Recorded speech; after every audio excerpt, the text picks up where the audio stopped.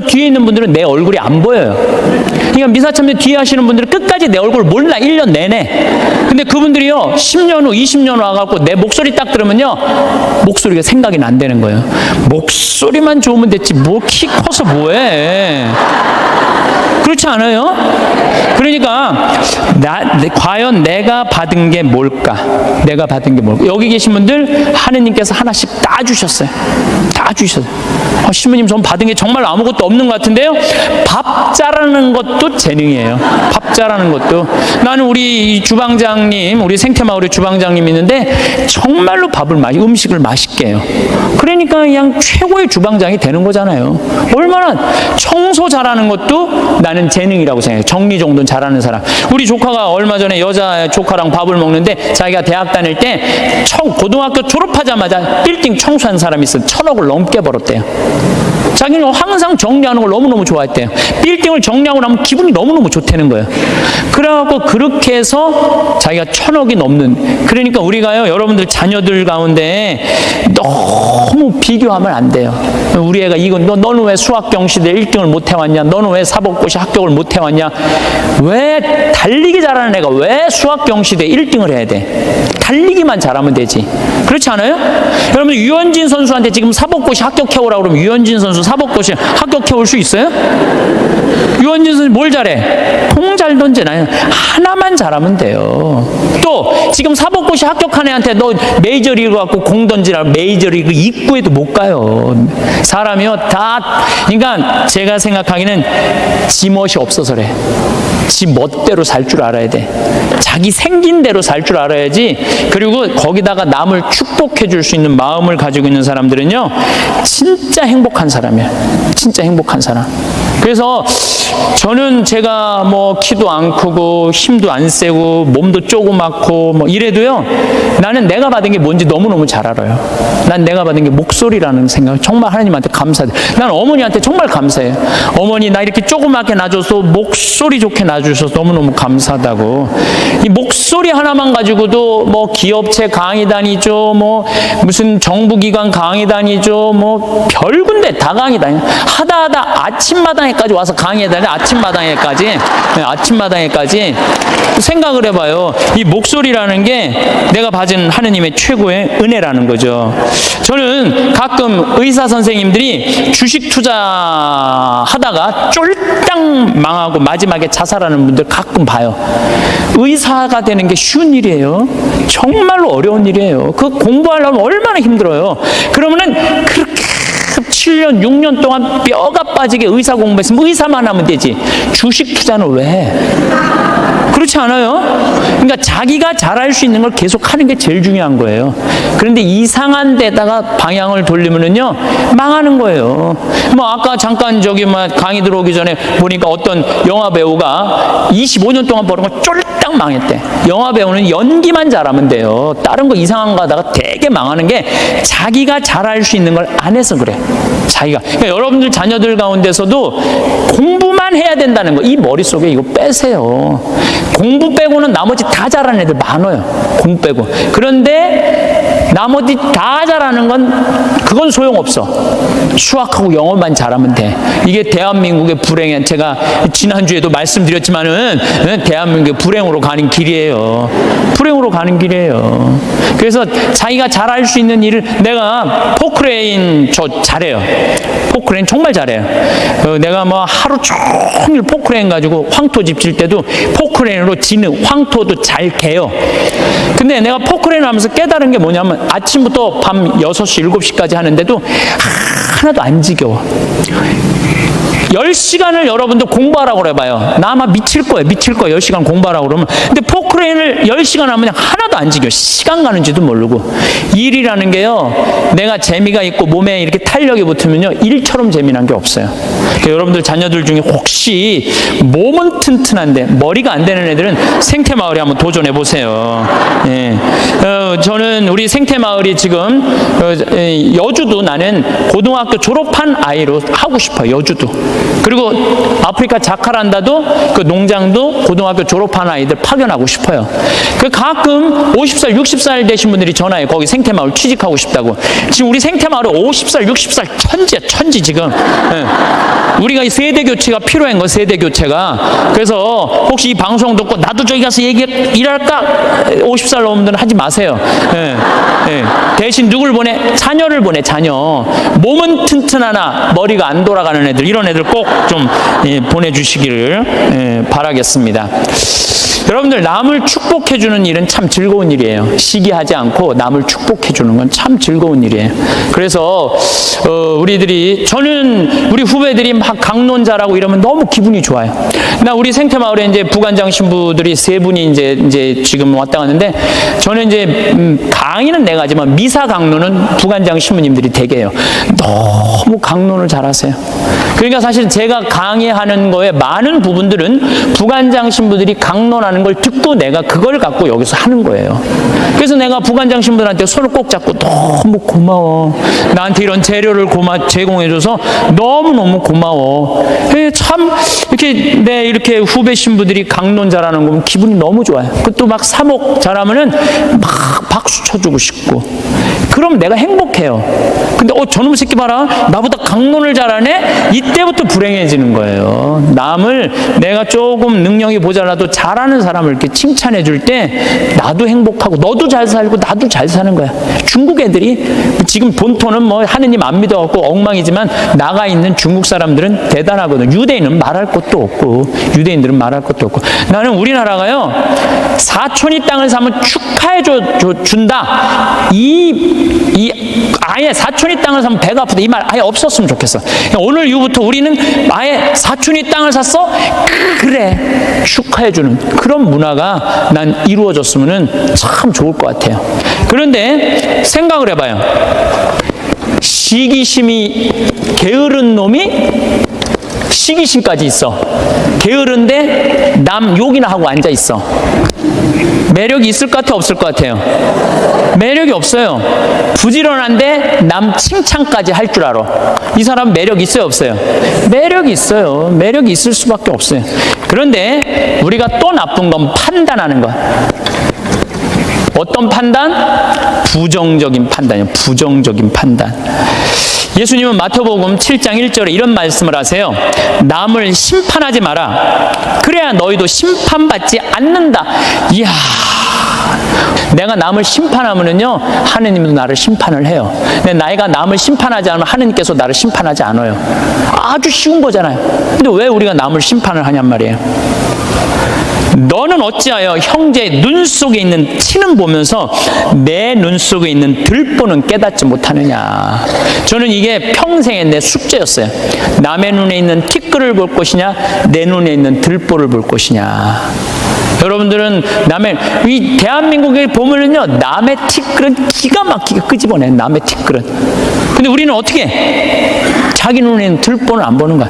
텔레비전을 보면은요, 이 세상에 다 죽일 놈만 있는 것 같아. 죽일 놈만. 다 때려 죽일 놈만 대한민국에 사는 것 같아. 그래요? 대한민국이 그렇게 막 때려 죽일 놈만 살아요? 저는요, 얼마 전에 내가 좋아하는 우리 최경남 신부가 또 해준 얘기예요. 자기가 조용필 콘서트를 갔다 왔대요. 감동받았대요. 너무너무 정말로 프로페셔널이 저거구나. 우리 신부들도 저런 마음으로 사목을 하면은 정말로 사목이 잘 될 거란 얘기를 하면서 나한테 기가 막힌 얘기를 해주더라고요. 조용필 씨가 1982년 비련이라는, 못 찾겠다 꾀꼬리라는 4집, 이 4집을 냈는데 비련이라는 그 노래가 있대요. 그런데 시골 병원에 지적 장애아가 8년 동안 14살짜리 먹은 여자애가 울지도 않고 웃지도 않는 거야. 그런데 얘가 비련이라는 노래를 듣고 울기 시작하는 거야. 14살짜리가 막 울더래요. 그러니까 병원에서 난리가 난 거죠. 8년 동안 웃지도 않고 울지도 않던 애가 비련이라는 노래가 눈물을 쫙 흘리니까. 그러니까 부모도 미치죠. 내 애가 감정 표현하니까 얼마나 행복하겠어요. 그래갖고 그 병원에서 연락을 한 거예요. 조용필 씨한테. 제발 우리 병원에 한 번만 와갖고 이 아이 손 한 번만 잡아줘라. 손 잡아주고 노래까지 해주면 더할 나위 없지만 손이라도 잡아줘라. 했는데 그때 조용필 씨가 1982년 4집 못 찾겠다 꾀꼬리 할 때 캬바레에 가서 노래 한 곡 하면 3천만 원을 받았대요. 지금 돈으로. 근데 보통 하루에 3-4번씩 나갔대요. 그러니까 그 매니저가 무슨 소리냐, 지금 하루에 1억씩 버는 사람인데 그 시골까지 위약금 물 수 있느냐, 꿈도 꾸지 마라, 전화를 끊었대요.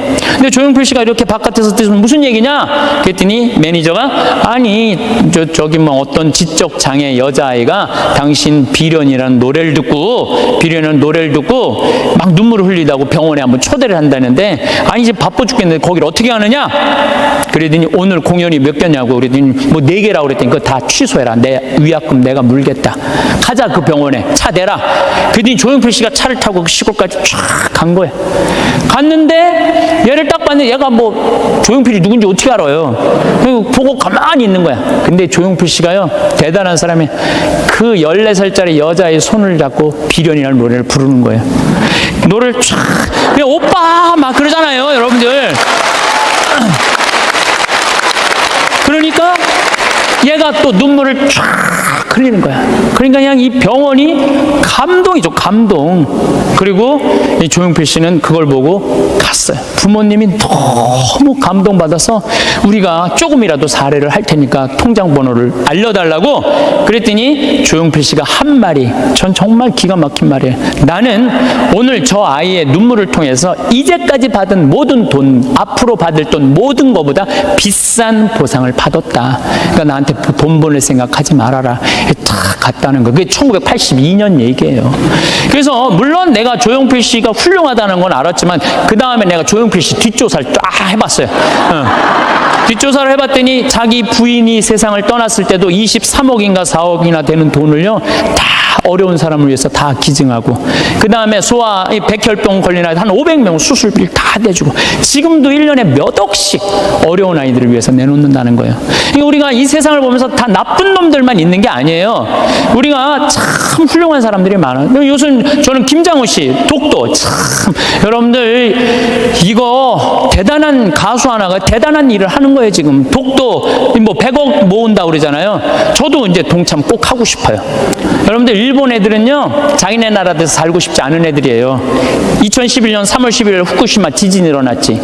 원자력 발전소 원자탄 폭탄 터진 거예요. 그것 때문에 지금도 방사능 때문에 고생하고 있죠. 태풍은 그냥 일본에 다 가서 지금 아직도 10월 30일인데 아직도 무슨 프란치스코 뭐 이거 태풍 다 살고 싶지 않은 거예요. 1905년에 일본 애들이 우리나라를 어떻게 돌아왔는지 독도는 우리 땅, 그리고 우리나라 먹은 거예요. 지금도 독도는 우리 땅이라고 자기네들 이번에 뭐 외교 홈페이지에 하잖아요. 한국 먹고 싶다는 거예요. 그러니까 대놓고 얘기하는 거, 대놓고. 근데 이 정치인도 기업인도 못하는 가수 한 사람이 얼마나 대단해요. 이 세상은요 나쁜 놈만 있는 게 아니에요. 정말로 멋있는 사람들이 많아. 근데 우리는 판단을, 어떤 판단을, 부정적인 판단하는 거예요. 그 부정적인 판단 때문에 잘못된 판단으로 이어지는 경우가 너무 많다는 거예요. 조조가 동탁을 죽이려고 그래요. 한 왕실을 자꾸 동탁이 쥐고 흔들으니까, 그러니까 조조가 죽이려고 그러다가 들켜요, 동탁한테. 왜냐면 동탁이 무술이 너무 뛰어나거든요. 도망을 가기 시작해요. 진궁이랑 장수랑 막 도망을 가는데 동탁이 전국에다 방을 붙인 거예요. 조조 잡아오면 엄청난 벼슬과 상을 내리겠다고. 그러니까 조조는 마음 편안하게 쉬지를 못한 거죠. 산속으로 굶으려가면서 그냥 여기저기 피신을 하다가 아버지 조승 아버지 친구 여백사라는 집에 이제 숨어들기 시작해요. 근데 여백사가 이 조조를 너무 반갑게 맞아주는 거예요. 야, 너 그동안 고생했으니까 우리 집 와서 편안하게 쉬라고. 내가 방 따뜻하게 해줄 테니까 편안하게 쉬라고. 근데 우리 집에 음식을 준비할 테니까, 근데 문제는 우리 집에 술이 없다. 내가 고을에 가고 술을 받아올 테니 너는 쉬고 있어라. 그리고 이제 여백사는 이제 고을로 술 받으러 나간 거예요. 근데 이 의심 많은 조조는 혹시 고을에 가서 나 고발하러 간 거 아닌가 의심하기 시작해요. 의심을 막 하는데, 그러니까 이제 집을 염탐을 하는 거야. 근데 부엌문이 이렇게 닫혀져 있는데 부엌에서 칼 가는 소리가 들리는 거야. 칼 가는 소리가. 근데 집안 식구들이 이런 말을 하는 거예요. 큰 놈부터 잡을까 작은 놈부터 잡을까. 아니 조조는 조그매고 진궁은 컸거든요. 이것들 봐라. 여백사는 나를 고발하러 가고 저것들은 나를 죽이려고 그러네. 그래갖고 문을 박차고 들어가고 여백사의 식구 부인 자식 9명을 다 죽여요. 칼로 다 죽이고 혹시 어디 숨어 있는 거 없나 하고 뒷곁문을 딱 열었는데 뒷곁에 돼지가 큰 거하고 조금 거 두 마리가 묶여져 있는 거야. 그러니까 이 식구들은 큰 돼지를 먼저 잡을까 작은 돼지를 먼저 잡을까 이렇게 말한 건데 조조는 어떻게 들은 거예요? 큰 놈을 먼저 잡을까 자기를 잡는 줄 알고 죽인 거죠. 자기의 잘못된 판단 때문에 그렇다는 거예요. 여러분들 우리가 정말 판단이 다 옳아요? 여러분들 그래갖고 조조가 막 도망을 가요. 도망을 가는데 술을 받아서 기분 좋게 오는 조승을 길에서 여백사를 만나요. 그 자리에서 죽여요. 조조가. 왜? 한 번 잘못한 걸 덮기 위해서는 더 큰 거짓말을 하고 더 큰 잘못을 저지르는 거예요. 그래서 여기 계신 여러분들은 정말로 내 눈에 있는 뭘 봐야 돼? 들보를 볼 생각을 해요. 남의 눈에 있는 티끌 꺼낼 생각하지 말고. 나는 이 성서 예수님이 참 예수님 말씀마다 정말 묵상하면 정말 깜짝 놀랄 말씀 정말 많아요. 이게 소크라테스가 너 자신을 알라 그 얘기하고 똑같잖아요. 그렇죠? 그 다음에 이 공자의 제자 증자가 성인 1일 3성 1일 성인지도 1일 3성 오신 자기 일을 3번 반성하라고 그러잖아요. 그러니까 우리가요 신앙인들은요 남 잘못 캐내는 사람이 아니에요. 신앙인들은 누구 잘못 캐내는 사람이야? 내 잘못 캐내는 사람이야. 내 잘못을 캐내갖고 나를 똑바로 세우는 게 신앙이냐. 근데 자기 자신이 어떤지도 모르고 남만 특히 성당 다니면 활동하면은 자기 모습은 안 보이고 누구만 보여? 남만 보이잖아. 누구는 어쩌고 누구는 어쩌고 레디오 단장은 어떻고 꾸리아 단장은 어떻고 저건 어떻고 막 남욕만 드립다 하잖아요. 근데 남욕할 시간 있으면 누구 들여다봐? 자기 들여다. 부처님 제자 넷이서 장인들끼리 토론했어. 야 인생 살아가면서 제일 괴로운 게 뭐냐? 그랬더니 한 제자가 사랑이다. 사랑. 얼마나 사랑 때문에 우리가 고통을 많이 겪어요. 우리가 이 세상을 살면서 남녀 문제 수도 없는 갈등의 원인이잖아요. 그랬더니 옆에 있던 제자가 아니다. 사랑보다 더 고는 건 배고픔이다. 그렇죠. 배고픔의 고통. 이거 정말 힘든 거죠. 오죽하면은 대학 교수가 그 돈 몇 푼 받아보겠다고 교수 자리까지 올라가기가 얼마나 힘들어.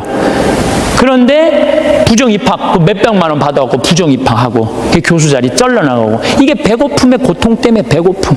그냥 먹어도 배고픈 게 이게 인간의 욕심이 인간의 욕심. 그랬더니 또 한 제자가 아니다. 그것보다 더 무서운 거 분노다. 분노. 화가 자기 화를 조절하지 못하는 거. 이건 저도 동의해요. 사실 저도 인생 살다 보면은 내가 싸운 게 한순간 무너지는 게 뭐냐 분노 때문에 그래. 분노. 그랬더니 또 한 제자가 아니다. 그거보다도 더 슬픈 건 죽음에 대한 공포다.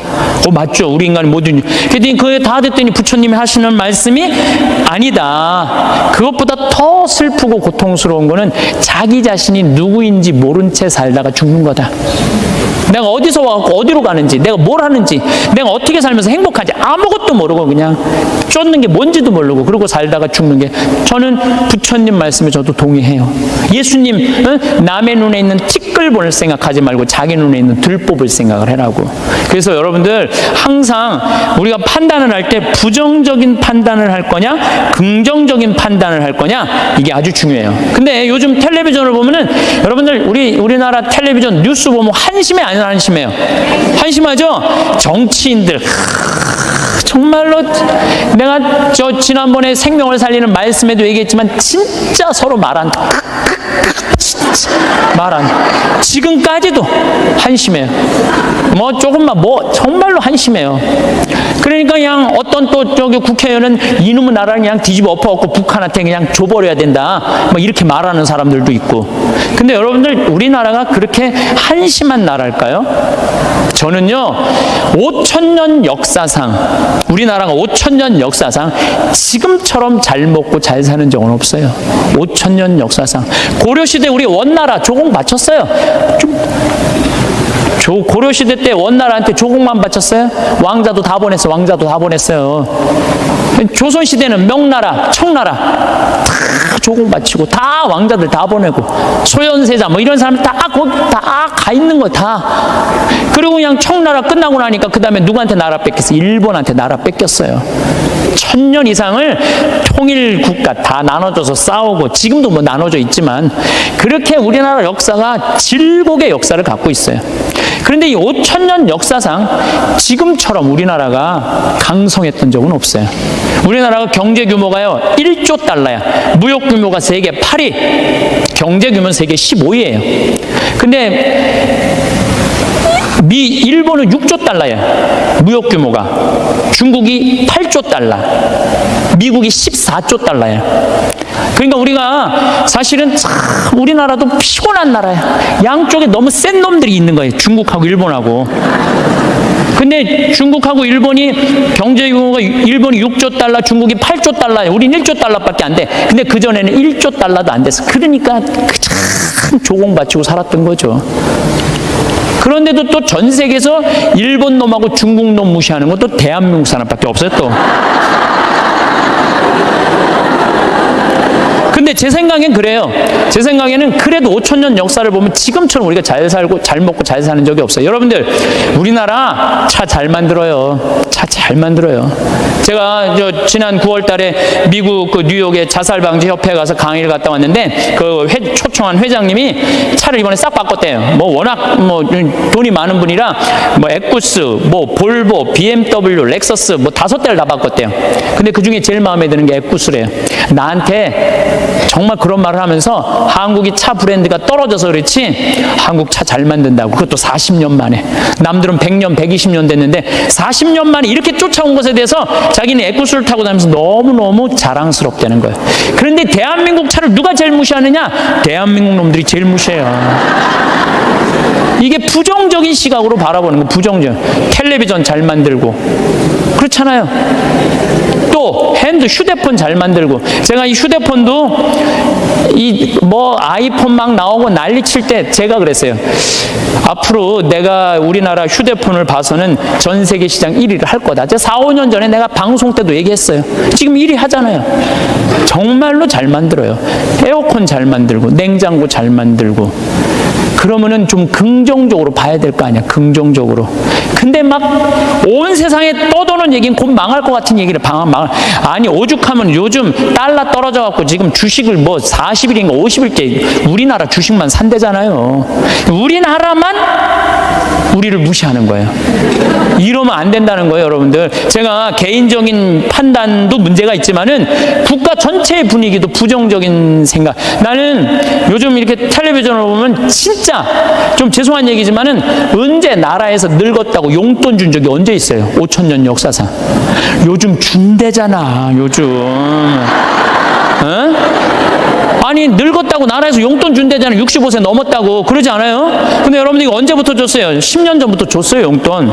54,000원, 5만원 주기 시작하고 지금 94,000원, 95,000원이 지금 내년 7월 달부터는 20만원 준다는 거예요. 물론 100% 다 주면 좋지만 상위 30%는 안 주고 하위 70%는 준다는 거. 20만원. 여러분들 자식이 다달이 20만원씩 줘요? 자식도 안 주는 용돈 준대잖아, 나라가. 에? 그러니까 여러분들은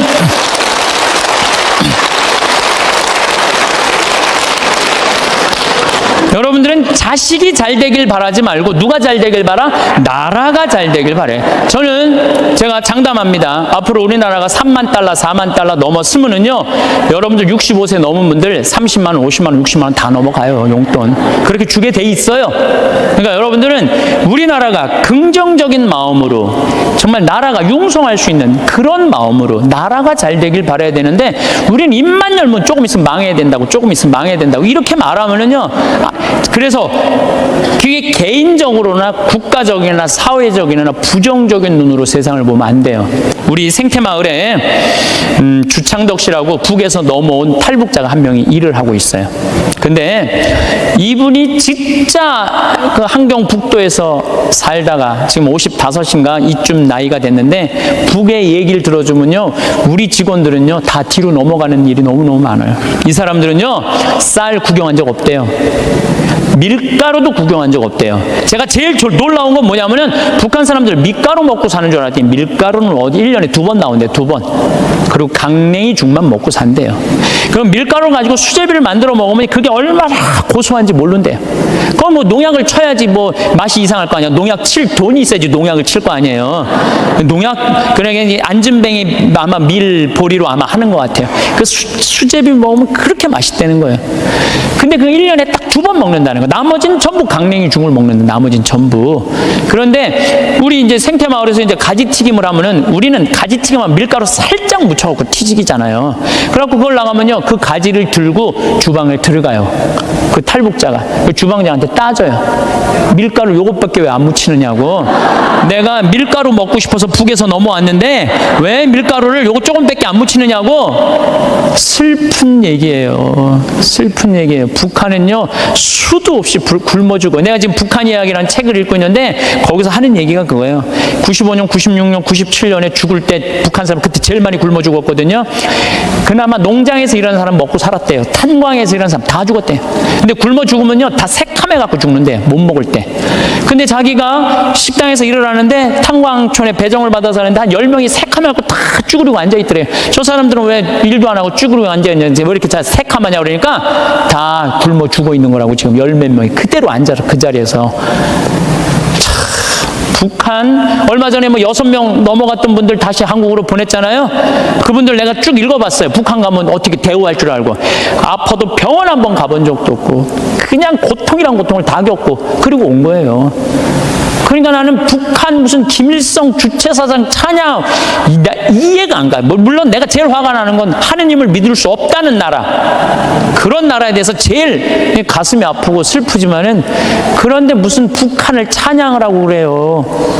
국민들은 다 굶어 죽어 하는데, 그냥 저기 뭐 대통령이라는 그 수령, 우리 또 얼마나 웃기냐면 우리 직원들은 김정은이가 말이야 백성들 굶어 죽이고 그러면요, 그 사람이 딱 일어나고 김정은이가 뭡니까? 위대하신 수령 아바이 김정은이죠. 또 이렇게 얘기를 해요.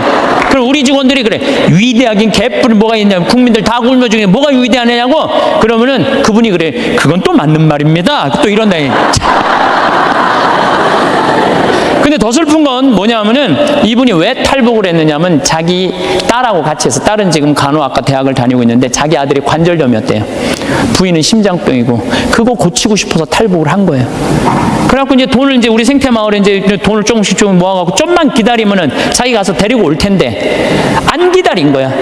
이 아들하고 부인이 이번 여름에 압록강을 건넌 거예요. 압록강을 건넜는데 기다렸는데 연변에서 만나는 사람이 못 만났다고 전화가 온 거예요. 아니 그냥 우리 생태마을에서 저녁에 밥을 먹으면 얼굴이 하얘갖고 아주 다 죽어가더라고. 그래서 내가 물어봤어. 왜 그러느냐고. 뭐 주창덕 형제. 그랬더니 하는 말이, 아니 북에서는 건너왔다는 소식이 왔는데 연변에서 못 만났다는 거야. 그래서 내가 비행기표 끊어주고 돈 주고 가서 찾아와 봐라. 자식 아들하고 부인 소식을 모르니까 일이 손에 잡히겠어요? 찾아와 봐라. 그래갖고 갔다 왔는데 결국은 못 찾고 자기만 넘어가다가 죽은 거죠. 물에 빠져서 압록강 너 죽은 거예요. 여러분들 지금 대한민국 사람들은요, 호강에 요강을 타고 있는 거예요 지금. 여러분들이 남한에 태어난 게 얼마나 정말로 감사한 거예요. 지금 북한에 그래도 지금 신앙을 하는 게 1%도 된대요. 숨어서 신앙생활하는 비율이 1%가 된다는 거. 우리 천주교하고 개신교하고 있다는 거예요 지금도. 그들이 정말로 마음 편안하게 하나님께 찬양 드리고 영광 드릴 수 있는 거, 통일이 돼야 돼요. 뭐 여러 가지 이유로도 통일이 돼야 되지만은 그 안에 이 정말로 신앙의 빛을 전해줄 수 있는 통일이 돼야 되는 거예요. 우리 대한민국은 이렇게 보면은요, 참 부정적인 시각이 너무 많은 것 같아. 여러분들 정말로 한국은요, 정말로 행복한 날이에요. 정말로. 요즘 나는 한국에 이렇게 외모로 평가하는 경향이 참 많아. 잘생기면 다 오케이야. 키 크면 다 좋고. 뭐 남자는 키가 커야 돼. 키가 키 개뿔 뭐 키가 크 뭐가 좋아요. 이 기장 옷 저기 막 기지나 많이 들어가지. 키 큰 게 뭐가 좋아. 그냥 이쁨은 다 용서해. 이쁨은 다 용서해. 이쁨은 다 용서해. 그래서 가끔 이렇게 말하는 사람들이 있어요. 내가 사람 하나 제대로 볼 줄 안다. 척 보면 안다. 그게 여러분들 자기 발목을 잡는 거예요. 뭐 확실한 얘기는 아니라 그러지만 떠도난 얘기에 이제 하버드 대학에 스탠포드 부부가 가갖고 허름한 옷을 입고 스탠포드 부부가 가갖고 하버드 대학 총장실에 가갖고 나 좀 여기 아들이 죽었거든요. 16세 하버드대 다니다가. 그래갖고 나 여기 좀 기증하고 싶다. 좀 총장을 만나게 해주라. 너무 허름하니까 이 수위가 당신 같은 사람이 뭘 기증하냐? 안 만나게 해줘요. 그래갖고 이 사람이 이 샌프란시스코 사람인데 아주 철도로 돈을 버는 사람이야. 아니 저 하버드 대학에서 우리 돈을 기증을 안 받느니 차라리 우리가 그냥 여기다가 대학을 하자. 그래갖고 생긴 대학이 스탠포드 대학이라는 거예요. 지난번에 산호세 강의 갔을 때도 스탠포드 대학을 지나가 봤는데 어마어마하게 전왔더라고. 대학이 아니라 거의 뭐 궁전같이 전왔더라고요. 그래서 그 하버드 정문에는 이런 말이 써 있대. 사람을 외모로 판단하지 말라라는 글귀가 있대요. 네. 죄로 가는 길은 내 눈에 있는 들보 볼 생각은 안 하고 남의 눈에 있는 티끌 끄집어내는 이런 사람들이 죄로 가는 거예요. 그러니까 여러분들 남 판단하지 마세요. 남 평가하지도 마시고 남 비난하지도 말고 판단하고 난 다음에 비난하지도 말고 똥 묻은 겨 묻은 겨 비웃는다는 그런 우리 속담도 있듯이 자신의 잘못된 점을 되돌아보는 일이 우리가 중요한 거예요. 특히 신앙인들은 남 누구 어떻고 이거는요 이 사도 바오로가 남을 해치는 말은 입 밖에도 내지 말라고 그러잖아요. 남을 해치는 말은. 근데 우리가 그냥 이게 몸에 배 있어.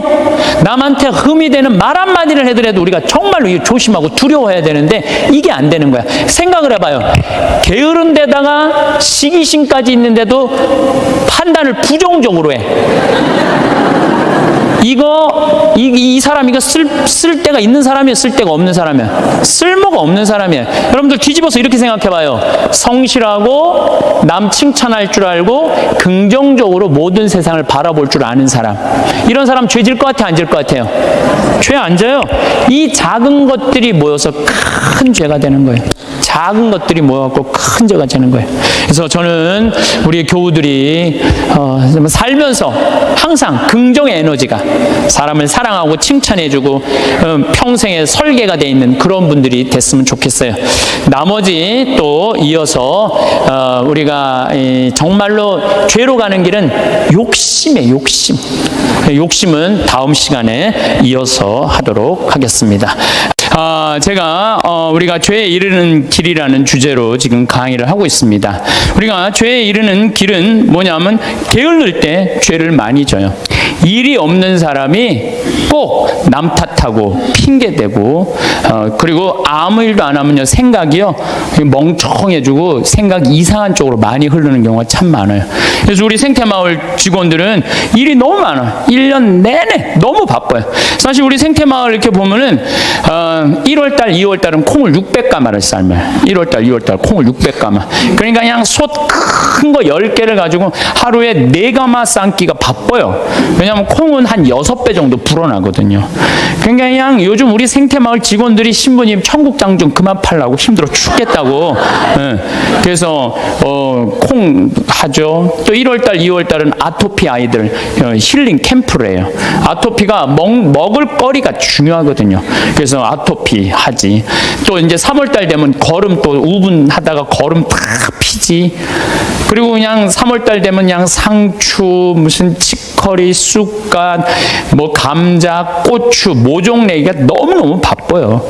그러니까 그거 하다 보면 훌쩍 지나가. 저는 또 이제 3월달에 이제 또 사순 이제 강의 다니고 4월달 되면 여기 구역장 반장님들 또 여기 오늘도 무슨 고등학교 동창들도 오고 무슨 세무사님들도 오시고 4월달, 5월달, 6월달에는 정말로 많이 피정으로 와요. 그러면은 이제 3월달에 이제 모종낸 이제 상추, 쑥갓 이런 거 뜯어다가 된장만 갖다 줘도 얼마나 잘 먹는지 몰라요. 맛있다고. 그냥 자연에서 바로 먹으니까. 7월달, 7월달, 8월달은 우리 학생들 또 3,000명 와서 환경 피정하고, 9월달은 또 이제 가을에 김장을 하고 배추도 이번에도 한 4만 3천 포기 심어놨어요. 무는 10만 개 심고, 고추는 4,000근 해고, 일이 얼마나 많은지 몰라요. 예. 그러면 이제 9월달 또 이제 10월달 되면 이제 김장하기 시작해. 11월, 12월달까지 해요. 그리고 나는 또 나대로 또 이제 특강 다니고 책 쓰고. 직원들이요, 정말로 그래. 신부님, 해만 지면 잔다는 거야. 해만 지면. 죄질 시간이 어디 있어? 해만 지면 자는데. 예. 이게요, 아무 일도 안 하는 사람이 저녁에 밤새 잠은 안 오고 컴퓨터 인터넷 이상한 거나 보고 다니고 그러는 거예요. 그래서 사람은요, 일을 해야 돼요. 일을 해야 돼. 그리고 또 우리가 죄에 이르는 길이 뭐냐면 시기심이야. 시기심. 남 시기하는 거. 남 잘 되는 꼴을 못 봐. 이게요, 사촌이 땅을 사면 배가 아프지 말고, 사촌이 땅을 사면 어떻게 해야 돼? 축하해줘야 돼요. 다 같이 잘 살아야 돼요. 제가 말씀드렸지만 유대인들은요, 철저하게 민족끼리는 서로 책임진다. 그러니까 그 민족 유대의식이 철저한 거예요. 우리도 정말 여기 어려운 형제들끼리, 제가 그래서 요즘 우리 형제들하고 하는 얘기가 그거야. 야, 우리도 개 모으자. 우리 형제들. 예, 그래갖고 50만 원, 100만 원씩 모아갖고, 이제 우리 형제들이 4형제인데 개 모아갖고 우리 잘 살라고 그러는 거예요. 조카가 6이니까 걔네들 뭐 가게 하나 할 때 무이자로 빌려주는 거, 무이자로. 그럼 일어 쓰는 게 훨씬 빠른 거죠. 유대인이 그렇게 해서 다 잘 사는 거. 우리나라 사람들도 그런 얘기야. 우리나라 사람들은 그냥 이자 꿔주고 그냥 뭐 조금 돈 한 1,000만 원 주고 이자를 2,000만 원, 3,000만 원. 이게 다 하느님 앞에서 책임져야 되는 사람들이에요. 다 하느님 앞에서. 그래서 저 출애굽기 18장에 보면 이웃한테 돈 꿔주고 이자 받지 말라는 거예요. 그 사람이 살게 해주는 게 그게 세상 사는 맛이지. 그 돈 꿔주고 그냥 막 돈 못 갚으면 신체 포기각서 막 쓰라고 그러고, 이건 정말로 죄가 꽉 차 있는 거죠. 근데 거기다가 판단까지 부정적으로 해. 그냥 자기 눈에 있는 들보 꺼낼 생각은 남의 눈엔 티끌만 찾아내려고. 여러분들 신앙생활하는 이유가 뭐예요? 나의 잘못을 자꾸 수정하는 거죠. 자꾸. 그래서 막 건강한 예수님 하느님 완전한 것처럼 너희도 완전하라고. 그런 내가 그렇게 완전을 향해서 노력하는 것이 좋은 거죠. 그런데 게으른 데다가 남 잘된 꼴을 못 보고 판단은 부정적으로 하는 게 욕심까지 있어. 이러면은요, 이거 정말 완전 죄로 가는 것 같아. 그래서 우리가 탐욕, 욕심, 이게 우리가 죄로 빠뜨리는 거예요. 돈 때문에 회사나 국가 기밀 중국에 팔아먹는 사람들이 있어요. 정말 정신 나간 사람들이죠. 지금 중국이 어떤 나라인데 거기다가 지금 중국이요, 경제 규모가 8조예요. 우리는 1조인데. 그러니까 거기다가 그걸 팔아먹으면 어떻게, 거기 걸 빼와야지. 근데 그냥 뭐 사장 자리 준다, 부사장 자리 준다, 이런 거에 혹해갖고 그냥 우리나라, 그냥 얼마 전에도 세계 특수강 업체 직원들이 억대 연봉 준다고 그냥 그걸 다 그 팔아는, 나라 국부가 유출되는 거예요. 다 뭐 때문에? 탐욕 때문에. 탐욕 때문에. 탐욕 많은 부자들이요, 사람들 무시해요. 돈 많은 부자들이요, 사람 무시해. 왜 무시하는 줄 알아요? 사람 가까이 하면 도와달라고 그럴까 봐. 그게 귀찮으니까. 사람도 안 만나는 부자들 많아요. 그냥 자기만 그냥 그 돈 그냥 쥐고 쓰지도 않고. 그래서 제가 늘 말씀드리지만, 돈은요, 쓴 것만 내 돈이에요. 만약에 이 100억 있어. 근데 이 사람은 하나도 안 쓰고 죽었어. 그럼 그 사람 거지예요, 거지. 그렇지 않아요? 하나도 100억을 그대로 아까워갖고 한 푼도 안 쓰고 죽었어. 그게 무슨 100억 재산가예요. 근데 내가 한 5억, 10억 있어. 근데 그거 어려운 사람도 도와주고 맛있는 것도 먹고 나라 경제 돌아가라고 소비도 좀 하고, 이거는요, 그 사람은 정말 알찬 부자예요. 근데 한 푼도 안 누고 그냥 싸두는 재미로만 갖고 있는다. 그 사람들은 탐욕 속에 사는 사람들, 나누지 않는 사람들. 우리가 죄 짓는 이유가 뭐냐면 다 욕심 때문에. 사랑받고 싶은 욕심, 돈 더 벌고 싶은 욕심, 출세하고 싶은 욕심, 자식 좋은 대학 보내고 싶은 욕심 때문에 우리가 괴로운 거예요. 내 인생에 내가 언제 제일 괴로웠나, 나도 보니까 내가 욕심 필 때 제일 괴로웠더라고. 나도 내가 이제 여기 생태마을 한 10년 동안 하니까 아유 여기 막 여러분들처럼 이렇게 많이 오는 거예요. 근데 많이 오는데 보통 우리가 여기 수용할 수 있는 인원이 200명. 근데 막 300명, 400명씩 막 온다고 그러는 거예요. 그러니까 3년 전, 4년 전에 이제 여기 한 거의 진짜 한 100억을 들여서 정말 꾸며놨어요. 근데 한 300명, 400명 오니까 200명이 딱 맞는 데는데 욕심이 생기는 내가.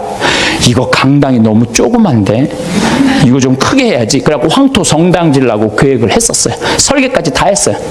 사제관도 우리 부관장 신부님들이 오니까 사제관도 통나무집 좋은 데 있는데 황토 사제관을 짓는다고 설계도 다 해놨어요. 수영장도 저 마당에다 수영장도 해놔갖고 오는 분들이 수영도 또 내가 욕심을 피는 거죠. 근데 떨커덕 4년 전에 그런 계획을 했는데 떨커덕 내가 위암이 딱 걸린 거예요. 그 위암이 걸려 수술하러 들어가려고 이렇게 생각을 하니까 내가 만약에 죽는다면 성당이 뭐가 필요해? 황토 성당이. 사제관이 뭐가 필요해? 나 죽으면 내 후임자만 좋지. 네. 그렇지 않아요? 네. 수영장이 뭐가 필요해?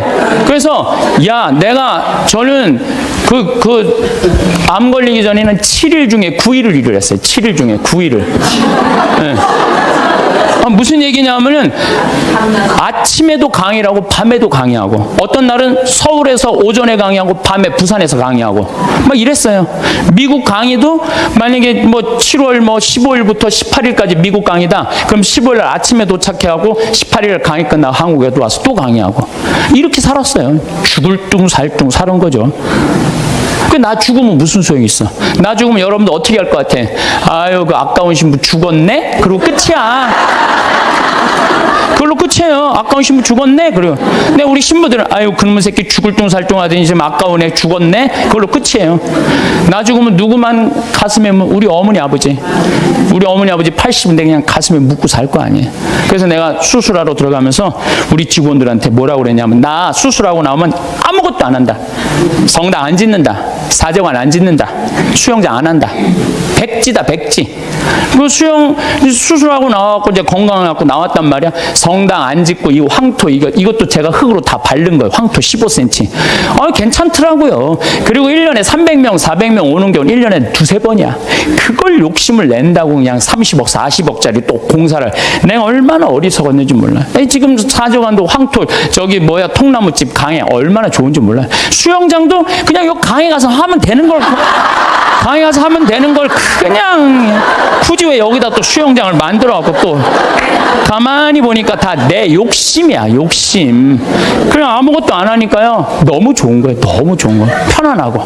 그렇다고 뭐 생태마을 망하는 것도 아니고 다 내 인생이 괴로운 건요. 남 때문이 아니에요. 다 내 욕심 때문에, 다 내 욕심 때문에. 여러분들, 단골집 있는 장사 잘 되는 집 있죠? 단골집에 막 손님이 바글바글해. 근데 자리가 20개밖에 안 돼. 그런데 그냥 막 한 50명이 돌아가. 그래서 사장이 막 100그릇을 팔아도 너무너무 행복해. 막 사람들이 막 돌아가고. 그런데 요 100그릇에 만족하지 않고 돌아가는 사람이 아까운 거야. 돌아가는 사람 아까운 거예요. 아유, 저거 내가 가게 조금만 크게 지면은 내가 저것도 다 팔 수 있는데 500그릇까지 팔 수 있을 것 같은데. 그래갖고 이제 땅을 좀 사서 건물을 크게 져요. 100명 앉을 수 있는 좌석을 해갖고. 그러니까 뭐 음식도 맛있고 그러니까 사람들이 한 200그릇 팔려. 그럼 100그릇 팔다가 200그릇 팔리면 행복해, 안 행복해요? 행복해져. 근데 이 사람은요, 목표가 500그릇이야. 500그릇이니까 몇 그릇 손해본다고 생각해? 300그릇 손해본다고 생각을 하는 거야. 그러니까 옛날에는 그냥 100그릇 팔 때는 얼굴이 반짝반짝 웃고 그냥 손님들한테 너무너무 다정했는데 옮겨갖고 째려보는 거예요. 오늘 300명이 안 왔네. 이것이 어떻게 하면 좋지? 웃던 사장 얼굴이 새로 이사 가거나 얼굴이 굳어 있어.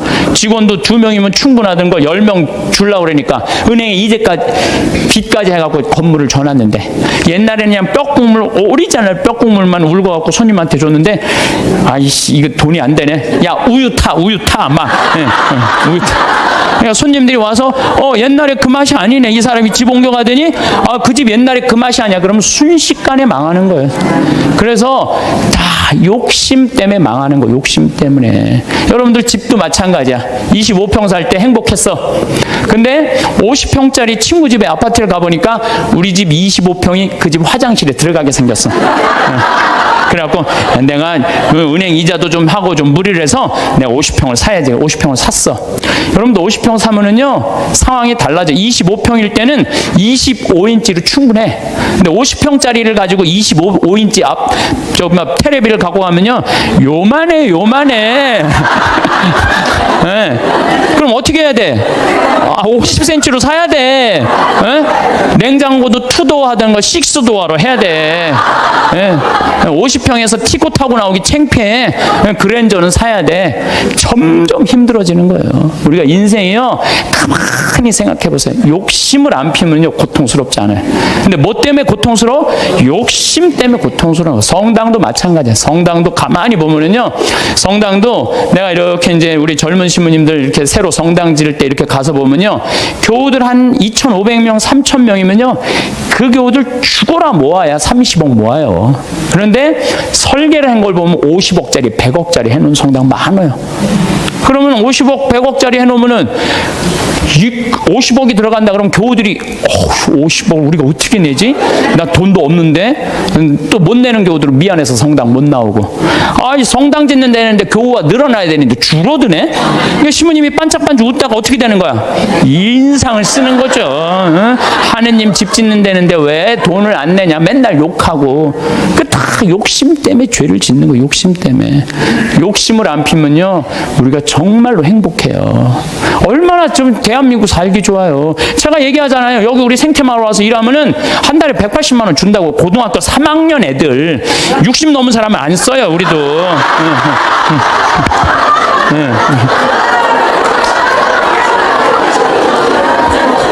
아니 그랬더니 많은 분들 신부님 노인들한테 강의하면서 좀 살으라 하면서 왜 60? 우리는요 우리 직원 23명이 다 60이 다 넘어서.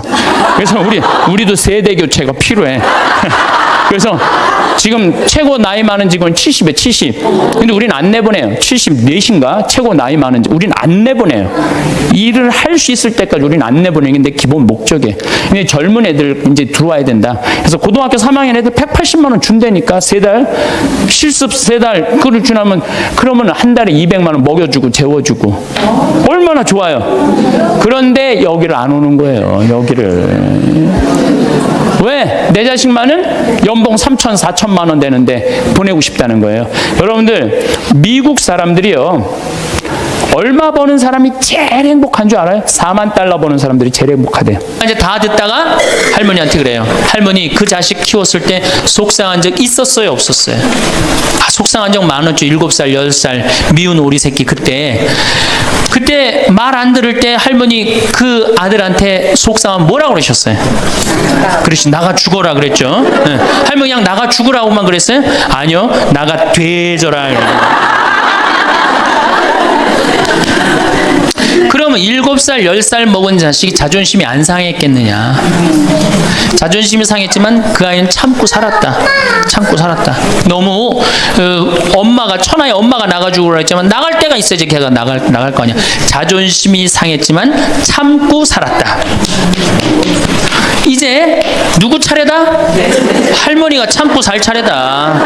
아들도 나가주고라 그랬을 때 참고 살았다면 이제는 할머니가 나가주고라 할 때 참고 살 차례다. 지금 나가면 누가 할머니를 걷어줄 거냐. 오로지 부모라는 이유 하나로 한 집에 살아주는 것만 해도 고맙게 생각하고 할머니가 할머니의 노년을 할머니의 남은 생애를 준비하지 못한 할머니 잘못이다. 누구 탓할 거 아무것도 없다. 그럼 무슨 생각을 하는지 가서 참고 살아요. 참고 살아야지 어떻게 할 거야. 이제 안 죽으면서 진짜 문제가 발생합니다. 여기 뒤에 계신 분들 잘 들으세요. 우리나라는 안사람, 바깥사람 제도가 있어요. 그렇죠? 그럼 그래갖고 안 사람은 안에서 애 놓다 죽었어요. 그렇죠? 애 키우다. 우리나라 지금도 변함없습니다. 안 사람은 안에서 애 키우냐고 정신이 없어. 남편 신경 안 씁니다. 바깥 사람 바깥에서 돈 벌다 죽었어요. 그러니까 옛날엔 부부 갈등이 없었어요. 왜? 만날 일이 있어야지. 안 사람 안에서 애 놓다 죽고 바깥 사람 바깥에 돈 벌다 죽었으니까 만나야지 갈등이 생길 거 아니야. 서양은 20대만 나왔고 안 맞으면 30대 바꾸고, 30대만 나왔고 안 맞으면 40대 바꾸고, 40대만 나왔고 안 맞으면 50대 바꾼 부부가 애인같이 살아요. 근데 우리는 한 번도 맞춰본 적이 없어. 위해준 적도 없고. 제가 재작년에 그 스톡홀름을 여행을 갔었는데 비행기 시간이 오래 좀 하루를 거의 기다렸어야 돼요. 그래서 이제 비행기 저녁 비행기를 타려고 저녁 한 5시쯤에 라운지에서 이제 음식을 시켜서 먹고 있는데 내 앞에 60쯤 된 초로의 할아버지하고 초로의 할머니가 서로 끌어안고 뽀뽀를 하는데요. 이 남자가 이 이마 눈에다 뽀뽀 한번 하고 I love you 하니 하고 입에다 뽀뽀하고 I love you 하니 하면 목에다 뽀뽀 1시간 이렇게 쪽쪽 빨아요. 걔네들은 그렇게 살고 그렇게 살아야만이 살아요. 근데 우리는 안 사람은 안에서 애 키우다 죽고 바깥 사람은 바깥에서 돈 벌다 죽으니까 서로 사랑을 할 시간이 없어요. 근데 상관없었어. 왜? 평균 연령 38세, 46세 때는 아무 문제 없었어요. 그렇죠? 죽으면 끝이니까. 근데 이제 안 죽으면서 문제가 발생을 해요. 직장에서 넌 이제 그만 사회에서 쓸모가 없으니까 집으로 가라. 그래갖고 이 바깥 사람을 고홈 집으로 보낸단 말이야. 그래갖고 이제 안방에 이제 이 바깥 사람이 딱 앉아 있는 거예요. 그래갖고 안방에서 안 사람이 되는 거예요. 집안에 안 사람이 둘이 되는 거예요. 이게 아내가 뭐예요? 태양이라는 뜻이거든요. 집안의 태양을 아내라고 그러잖아요. 이 집안의 태양이 둘이니 이게 사이가 좋아요. 그리고 우리 남자들이 여자한테 하니 I love you 뽀뽀 쫙쫙 해대면서 그렇게 해요. 여러분들 사랑한다는 얘기 들어요, 안 들어요? 이게 우리 큰 문제예요. 사랑한다는 말도 안 듣고. 이 우리나라 남자들은 부인을 위한 이벤트를 할 줄 몰라요. 그러니까 이게 어떻게 있느냐면 가을 젖은 낙엽 땅바닥에 붙어 있듯이 쫙 부인한테 붙어 있으면서 밥 새끼 따박따박 그냥 받아 먹고 끝난단 말이야. 설거지를 하기라나 뭘 하기라나. 그러니 미치는 거죠. 그러니까 할머니들이 저한테 진짜 할머니들이 그런 얘기 많이 해요. 아유 정말 30년 40년 동안 밥 해대는 거 지겹다고. 지겹죠. 설거지를 해기래나 뭐 사랑한다고 말을 해기래나 뽀뽀를 해주기래나 그냥 소리나 뻑뻑 지르고 심부름이나 시키고. 근데 이 할아버지가 어떤 할아버지가 갑자기 심장마비로 죽었어요. 그냥 얼마나 할머니가 좋아. 심장마비로 죽었으니. 병원에 가니까 의사가 딱 청진길 대더니 할아버지 돌아가셨다고 심장마비로. 이제 간호사한테 다 처리해갖고 냉도실로 모시라고 영안실로. 그래갖고 이제 영안실로 이렇게 할머니가 이제 이렇게 할아버지 뒤를 따라가는데 이 할아버지가 가다가 깨어난 거예요. 깨어나갖고 이제 할머니가 뒤 따라온단 말이야. 그러니까 나 좀 살아났으니까 얘기 좀 해달라고 막 그러니까 이 할머니가 못 들은 척.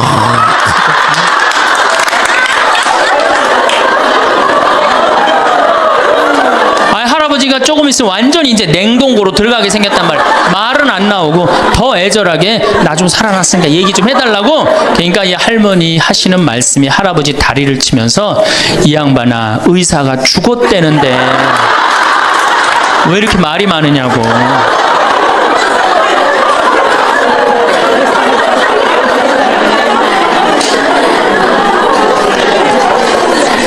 반대로 우리 여성들, 우리나라 이 여성 아내들이 남편한테 잘하느냐? 여러분들 남편한테 잘하세요? 네. 여러분들 남편이 바깥에 나가면 왕 대접받는 남편이 얼마나 있을 것 같아요? 없습니다. 지구 안에는 많은 생명체들이 살다가 사라지고 그래서 5번의 대멸종을 맞이해요. 그러니까 우리 인간들이 착각하고 있는 게 있어요. 우리 인간은 영원히 지구에서 살 것 같고 앞으로도 계속 살 것 같지만은 지구 역사를 보면은 공룡 같은 경우가 1억 9천만 년을 지구에서 살다가 사라집니다. 아주 사라져요. 우리 인간도 사라질 수 있을 것 같아요? 없을 것 같아요? 사라질 수 있어요.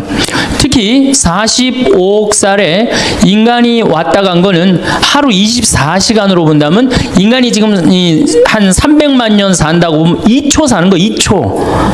겨우 2초 사는데 그냥 막 굉장히 오래 사는 것처럼 막 우리가 그냥 지구에서 최고인 것처럼 그렇게 착각하고 있죠. 지금으로부터 6,500만 년 전에 공룡이 사라집니다. 한순간에 사라져요. 한순간에. 이 해성이 충돌을 해갖고 한순간에 사라져요. 근데 지금 이 순간 6번째 대멸종이 시작되고 있다고 그래요.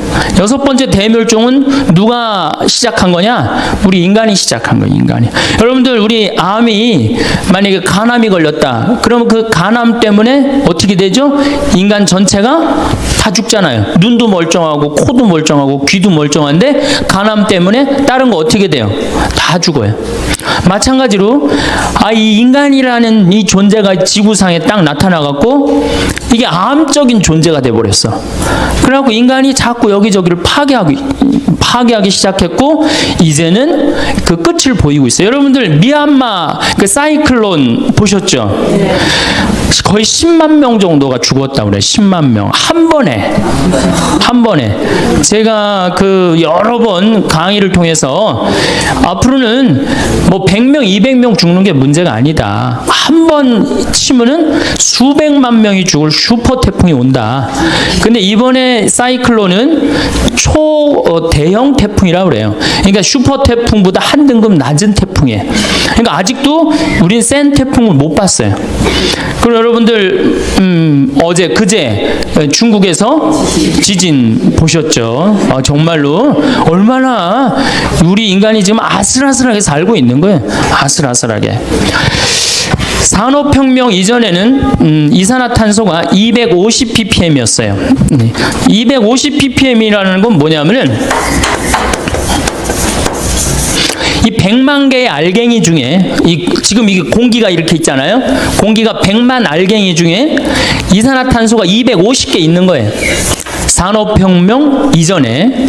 그런데 산업혁명이 일어나고 난 다음부터 200년 동안 이산화탄소가 얼마까지 올라가냐면 380ppm까지 올라갔어요. 2006년을 기준으로 380ppm이 올라갔어요. 그런데 지난 60만 년 동안 이 지구가 빙하기도 오고 간빙기도 오고 따뜻해지기도 하고 춥기도 했는데 한 번도 300ppm을 넘은 적이 없어요. 한 번도. 그런데 지금 380ppm이 넘었다는 얘기는 뭐예요? 지금 멸망 한가운데 있다는 거예요. 근데 우리 인간이 왜 몰라요? 우리 인간이 굉장히 오래 사는 것 같지만은 어때요? 우리 사는 건 60년, 70년밖에 안 돼. 45억 년 중에 한순간에 멸망했다 그러면 100년, 200년 동안 진행되는 순간이 한순간이거든. 우리가 지금 그 한가운데 있는 거예요. 그런데 이제 380ppm이 됐단 말이야. 그런데 400ppm이 되면은 더 이상 날씨를 통제할 수가 없다 그래. 이미 뭐 IPCC라든가 세계 이 기후 변화 협약이라는 이런 여러 단체에서 뭐라고 그랬느냐?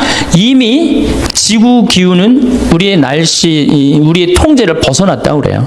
그러면 1년에 2ppm씩 올라가는데 400ppm이 올라가려면 몇 년 올라가면 돼요? 400ppm 되려면 10년이면 올라갈 거 아니에요. 10년. 그러니까 2016년이면 완전히 우리 통제를 벗어난다는 거예요. 그래서 2016년이면 인간을 포함한 많은 생물종들이 멸망할 수 있다는 거예요. 몇 년 남았어요? 이제 8년. 이제 8년 남았죠? 그제 우리 생태마을에서 가족 피정을 했었어요.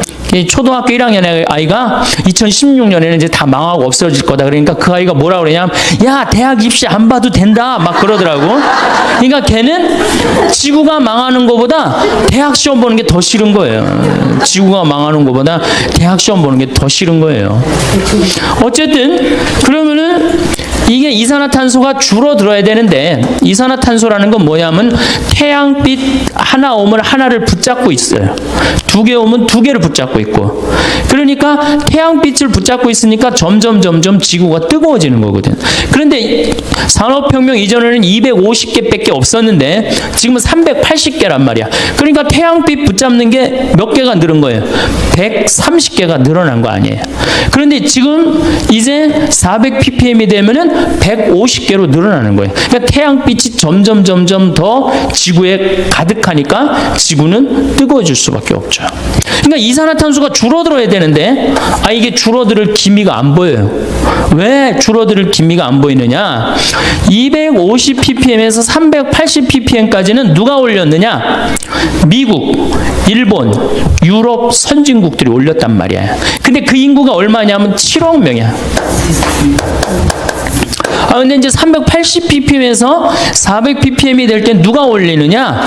브라질, 러시아, 인도, 차이나 이 네 나라가 보통 올리는 게 아니에요. 이걸 유식한 말로 브릭스 4개국이라고 그래요.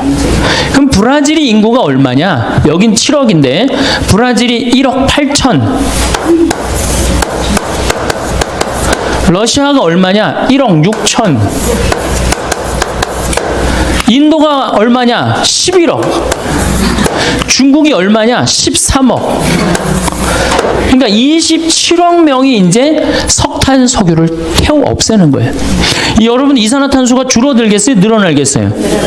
당연히 늘어나죠. 그러니까 우리 미래가 희망적이기보다는 절망적이라는 거예요. 점점 이산화탄소가 늘어나면 지구는 점점 뜨거워지는 거죠. 이게 2016년이면 우리 통제를 벗어난다는 거예요. 몇 년? 정말로 안 남았죠? 이제 8년 남은 거 8년. 그 아이가 야 대학 시험 안 봐도 된다 그럴 정도로. 그런데 이 브라질이 석유가 엄청나게 많습니다. 새로 또 330억 배럴이 발견이 돼요. 지금 그래갖고 거의 세계 2위, 3위를 브라질이 다투고 있어요. 그 다음에 러시아도 석유가 굉장히 많고 중국도 석유가 많아요. 인도만 석유가 좀 부족해요. 어쨌든 이 네 나라가 태워 없애니까 이산화탄소가 점점 늘어나요. 이거 얼마나 뜨거우냐? 작년에 여러분들 북극이 캐나다 퀸즈 대학이라는 곳에서 연구를 했는데 북극이 온도가 몇 도까지 올라가느냐면은 아무리 많이 올라가야 5도 올라가는 데인데 몇 도 올라가냐면 작년에 22도 올라갔어요. 22도. 그러니까 여러분 한번 생각해보세요. 북극의 얼음이 막 녹을 것 같아, 안 녹을 것 같아요? 그래서 작년에 3분의 1이 녹았어요. 그래서 일본은 유럽을 가는데 이제는 어디로 가요? 옛날에는 이렇게 인도로 해서 돌아서 갔는데 지금 북극으로 바로 유럽을 가면 굉장히 가까워지잖아요. 그래서 북극의 항로를 개척을 할 계획을 갖고 있다는 거예요. 북극의 얼음이 녹는 것뿐만 아니고 심각한 문제는 뭐냐면은 시베리아의 얼음이 만년설이 녹는 거예요. 시베리아. 이 북극하고 남극 얘기를 좀 할게요. 시베리아 얘기는 조금 이따 하고 북극하고 남극 얘기를 좀 하면은 지구가 이렇죠? 동그랗죠? 북극의 얼음, 남극의 얼음. 이게 북극과 남극의 얼음은 여러분들하고 아무 상관없는 게 아니에요. 북극이 머니까 남극이 머니까 나하고 아무 상관이 없는 게 아니고 북극이 있기 때문에 남극이 있기 때문에 내가 사는 거예요. 북극과 이 지구는 하나도 쓸데없는 게 하나도 없어요. 왜 북극과 남극 때문에 우리가 사느냐? 북극의 흰설원, 남극의 흰설원은 태양빛을 어떻게 해주죠? 반사시켜줘요. 여러분들 여름에 흰 옷 입으면 어때요? 시원하죠? 까만 옷 입으면 어떻게 돼요? 덥죠? 똑같아요. 이 북극의 흰 눈과 남극의 흰 눈은 태양빛을 반사시켜줘요. 그래서 북극과 남극을 뭐라고 부르냐면 지구 자동 온도 조절 장치라고 그래요. 알아서 지구를 온도를 조절해 주는 거예요. 얼마나 고마워요. 근데 이게 다 녹아 없어졌어. 그래갖고 까만 땅이 나와. 남극도 자꾸 녹아 없어요. 까만 땅이 나와. 그럼 태양열을 어떻게 해요? 그대로 받아들이는 거예요. 그러니까 온도가 완전히 급상승을 하는 거예요. 지금 급상승을 하고 있고 실질적으로 다 녹아 없어져요. 다 녹아 없어져. 근데 이 시베리아가 또 굉장히 넓은 흰 설원이에요. 근데 이 시베리아가 지금 녹아갖고 어떻게 돼? 까만 땅이 나오는 거예요. 그래서 여러분들 땅 투기 하고 싶으면 어디다 하면 제일 좋아요? 시베리아 하면 제일 좋아요. 왜냐하면 지금 다 초지로 바뀐대. 그래갖고 앞으로 2030년에 세계에서 제일 살기 좋은 나라 러시아가 된다는 거예요. 러시아. 그러니까 이제 쓸데없이 뭐 강남, 강북 이런 데다 땅 투기하지 말고 헬려면 제대로 하세요. 좀 세게. 어디다 해? 시베리아. 지금 러시아는 많이 오픈을 하고 있어요. 예, 오라고. 우리나라로 와서 농사도 지라고 그러고. 근데 문제는 시베리아의 흰 설원이 녹으면 여기가 이제 영구 동토층이라고 그래. 그동안 얼어갖고 여기 위에다가 집도 짓고 뭐 위에다가 건물도 많이 졌는데 지금 녹아 없어져갖고 무너져요. 그런데 여기 흰 눈 밑에 뭐가 들어있느냐? 동물 썩은 게 잔뜩 들어있어요. 식물 썩은 게, 나무 썩은 게 잔뜩 들어있는데 그걸 뭐라고 그러냐면은 메탄이라고 그래요. 메탄. 근데 이산화탄소는 메탄을 하나 붙잡는데 메탄은 태양열을 20개 붙잡아요. 이 메탄이 얼마가 여기 저장되어 있느냐? 5천억 톤이 저장되어 있어요. 5천억 톤. 그러니까 이게 또 막 올라오면은 작년에도 거기 이렇게 녹은 데다가 불을 이렇게 대니까 메탄이 여러분들 소, 방구 이런 거잖아요. 그게 불이 타더라고요. 그만큼 메탄이 많은 거예요. 그러니까 이게 희망적인 것보다는 절망적인 게 더 많은 거죠. 여러분들 올해 5월 3일 날, 2일 날 우리나라가 몇 도까지 올라갔어요? 33도까지 올라갔어요. 여러분들 33도 언제 올라가 봤어? 한여름 7월 15일부터 8월 15일 요 한 달 동안 올라갔죠. 제가 이제 환경 운동도 하고 환경 강의도 하고 17년 전에 제가 환경 얘기하고 다닐 때 6월 한 20일경에 30도 올라갔을 때 난리 났었어요. 그런데 한 10년 전에는 5월 30일 날 30도가 넘는 거예요. 근데 지금은 5월 1, 2, 3에 30도가 넘어. 그런데 여러분들 우리나라에서 5월 달에 30도가 넘으면 놀랄 일이에요? 안 놀랄 일이에요? 근데 여러분들 막 뒤로 자빠져서 놀랐어요? 안 놀랐어요? 왜? 적응이 자꾸 되는 거예요. 이게 모든 환경학자들이 얘기하기엔 개구리 이론을 얘기를 합니다. 무슨 얘기냐? 개구리를 끓는 물에 집어넣으면 너무 뜨거워서 뛰쳐나간대요. 그런데 이 미지근한 물부터 1도씩 차근차근 올리면은 그게 100도가 될 때까지 뜨거운지 모르고 그냥 적응이 된대요. 그래갖고 100도 되면 끓어서 죽는 거야. 우리 인간이 똑같은 거야. 지금 더워지는데 굉장히 더워졌어. 근데 자꾸 적응을 해갖고 지금 뭐 5월 2, 3일에 33도가 넘어도 아무렇지도 않고 살잖아요. 이미 적응이 된 거야. 그러니까 5월 달부터 10월 달까지 지금 30도가 넘는단 말이야. 몇 개월이야? 5, 6, 7, 8, 9, 10. 6개월 동안은 30도가 넘는 거예요. 6개월 동안은. 이미 우리나라는 아열대 지방으로 바뀌어가고 있어요. 이제 원숭이 조금 있으면 날아다닐 날도 얼마 남지 않았어요. 바나나 이제 열리면 어떻게 돼? 원숭이 날아다닐 날도 얼마 남지 않았어. 그날까지 갈지 안 갈지는 모르겠지만은. 자, 그러면은 이 적도에 있는 게 이제 문제예요. 자, 이 북극과 남극은 우리하고 연관이 많다는 얘기 이제 이해하시겠죠? 근데 이 적도가 문제예요. 적도가 어떤 문제냐? 적도에 가면 바다 온도가 몇 도가 올라가냐면 31도까지 올라가요. 31도면 목욕탕 온탕 온도예요. 목욕탕. 실질적으로 저는 적도에 여러 차례 가봤어요. 가봤는데 바다에 들어가 보면은 어느 정도냐면은 한 20분 동안 바다 안에서 있지를 못해요. 땀이 나서. 이렇게 물이 뜨끈뜨끈해요. 정말 뜨끈뜨끈해요. 그러니까 여러분들 온탕에 가면은 이 수분이 증가합니까? 안 합니까? 온탕에 가면은 막 목욕탕 가면 수분 막 이렇게 그 거울에 막 그렇죠. 막 끼죠. 수분이 막 끼죠.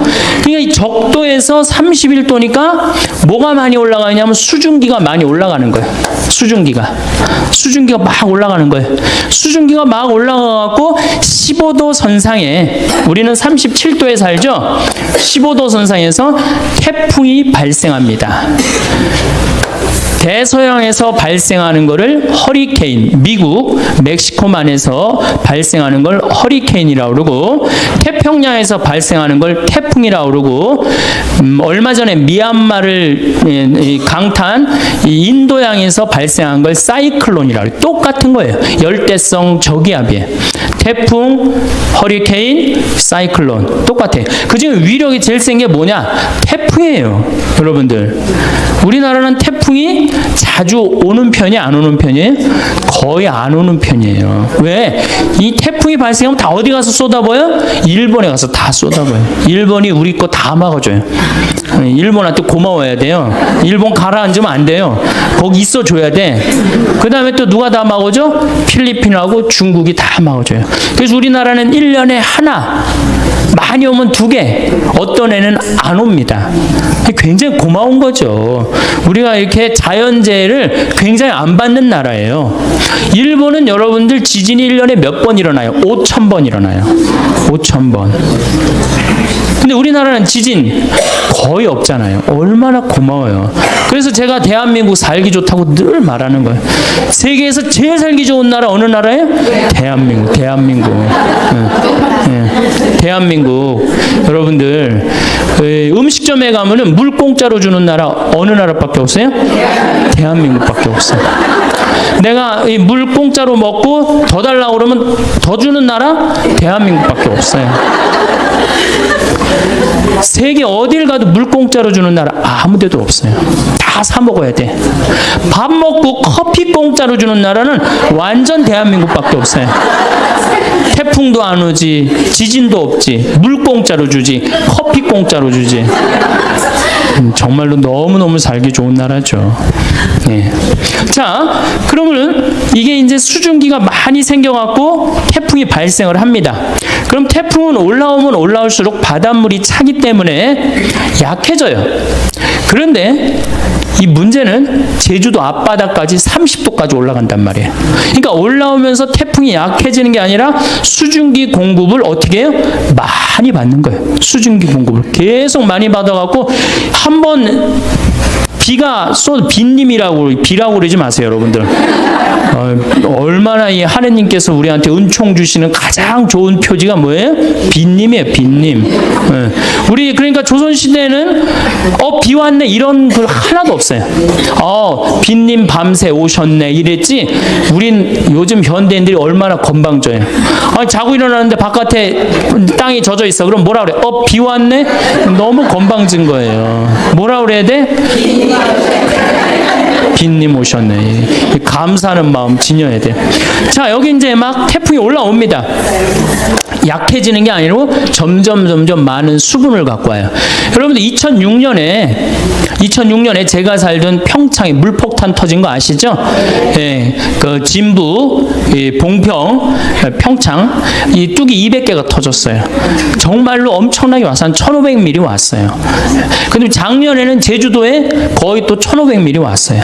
그러니까 요즘은 작년에 이 제가 살던 평창에 이틀에 한 번씩 150mm, 200mm, 150mm, 200mm 왔어요. 정말 엄청나게 왔죠. 근데 우리나라는 사실은 이렇게 엄청나게 비가 와도 이렇게 자연재해를 받습니까? 안 받습니까?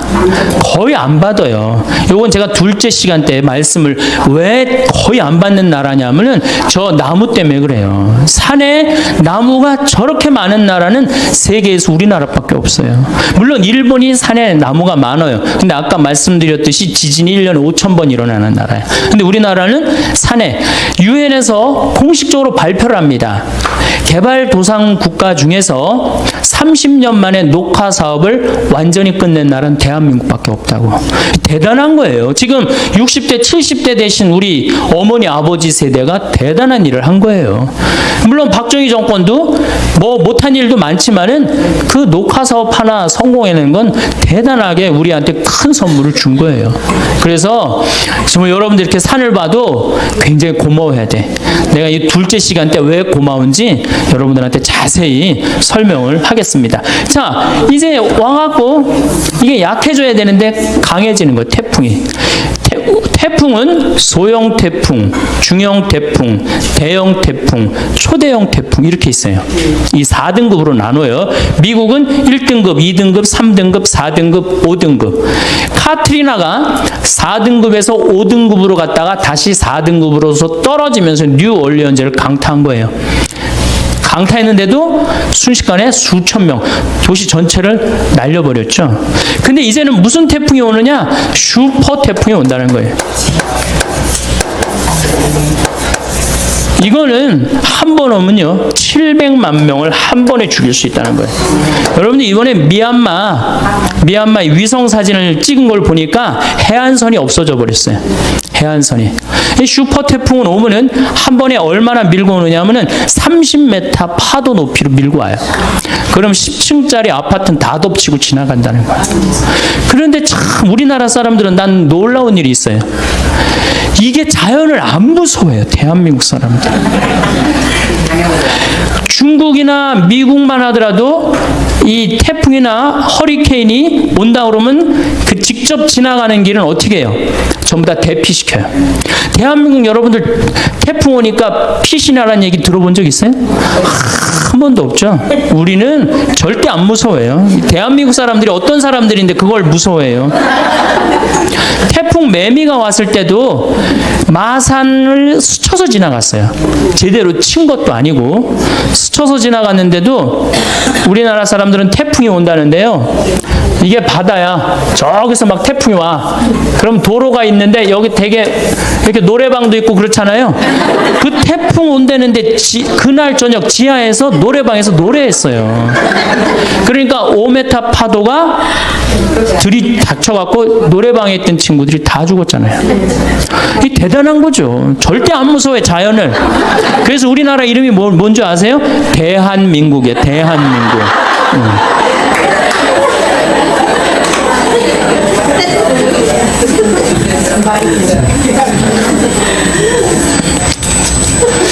그런데 이렇게 지구가 뜨거워지는 결정적인 이유는 석유하고 석탄 때문이에요. 그렇죠? 석유하고 석탄을 너무 많이 떼갖고 지금 우리가 이렇게 뜨거워지고 있는 거예요. 근데 우리나라는 석유하고 석탄이 납니까 안 납니까? 안 나죠? 근데 우리나라 사람들은요 우리 자신이 산유국인 줄 알고 살아요. 우리나라 사람들 석유 쓰는 걸 보면요 내가 산유국인 양 써요. 우리나라가 에너지 사용량이 100이면은 OECD 국가는 72를 씁니다. OECD 국가, 경제개발협력기구 국가들은 일본은 35를 써요. 독일이 85, 미국이 75, 프랑스가 81, 우리나라는 100을 써요. 이거 얼마나 많이 에너지를 쓰는 거예요. 겨울에 보면 나는 겨울철에 제일 꼴보기 싫은 사람이 누구냐면 반팔 입고 돌아다니는 여자들. 제일 꼴보기 싫어요. 방에 보일러 떼놔갖고 너무 더워갖고 어떻게 하는 거야? 반팔 입고. 여러분들 유럽에 가보면요 겨울에 다 어떻게 하고 있어요? 다 옷 입고 담요 다 덮고 있어요. 온도 안 올립니다. 에너지 절약한다고. 독일은요 우리나라하고 똑같이 석유가 한 방울도 안 나요. 독일은. 그래서 70년대 오일 쇼크를 받고 독일이 내린 결론이 뭐냐? 에너지 절약이에요. 우린 절약해야 된다. 그래갖고 이 독일이 얼마만큼 절약을 했냐면 에너지의 45%까지 절약을 해요. 우리나라도 지금 에너지 절약에 들어가면은 그렇게 충분히 할 수 있어요. 근데 우리나라 사람 지금 정신을 내가 보니까 못 차려. 독일은 차가 막혀. 그럼 어떻게 하냐면 다 시동 끄고 내립니다. 시동을 끄고 다 내리고 그냥 밀고 가요. 대화하면서 석유 아낀다고. 근데 우리는 차 막히면 어떻게 해요? 에어컨 켜놓고 차 안에서 꼼짝 안 하고 있잖아요. 그 수많은 차들이 그냥 저기 영동고속도로, 경부고속도로, 무슨 뭐 서해안 고속도로 꽉 채우고, 생각을 해보세요. 이 조그만 나라에 자동차가 1600만 대가 있어요. 1600만 대. 지금 중국이 얼마냐? 3000만 대밖에 없어요. 13억이 3000만 대를 쓰는데 4500만이 1600만 대를 써요. 그래도 잘 먹고 잘 사는 거 보면 신기하지 않아요? 저는 신비해요, 신비. 대한민국이 이렇게 넉넉하게 먹고 사는 거 신비해요. 그 다음에 밤에 나가보면요, 내가 서울에 오면 정신을 못 차려요. 밤에 밤강에 오면은요, 이건 라스베가스 저리 가라요. 번쩍번쩍해요. 여러분들, 제가 유럽에 여러 번 가봤는데, 유럽에 가보면 밤이 깜깜해요. 다 그 시간에 뭐예요? 다 집에 들어가 있어요. 우리나라는 밤만 되면 다 나와. 밤만 되면 다 나와갖고 그냥 그 밤새. 그리고 여러분들 그 도시의 그 유럽의 밤, 파리의 밤, 뭐 로마의 밤은 어두컴컴해요. 진짜로 어두컴컴해. 근데 우리는, 내가 그 사당동, 요새 강의 그쪽에 많이 나가는데 그 사당동 거기 보면요, 번쩍번쩍번쩍해요. 낮인지 밤인지. 그러니까 우리가 산유국인 줄 알고 산다니까. 여름에는 에어컨을 너무 많이 떼갖고 어떻게 해요? 냉방병에 걸리고, 겨울에는 너무 뜨겁게 해서 반팔 입고 다니고. 이 제정신이 제정신 아니에요. 이 제정신 아닙니다. 우리나라 사람들이요, 정말로 정신 차려야 돼요. 지금 우리가 다른 거에 신경 쓸 게 아니에요. 석유가 여러분들 2000년에 겨우 얼마였냐? 18달러였어요. 18달러. 1배럴에. 1배럴이라고 그러면은 159리터야. 159리터면 여러분들 이렇게 드럼통이라고 그러죠? 드럼통. 그거 한 통이에요. 그게 18달러야. 작년 9월에 몇 달러냐? 80달러야. 오늘 보니까 126달러야. 우리나라는 140달러가 넘었으면 우리나라 경제 못 견딥니다.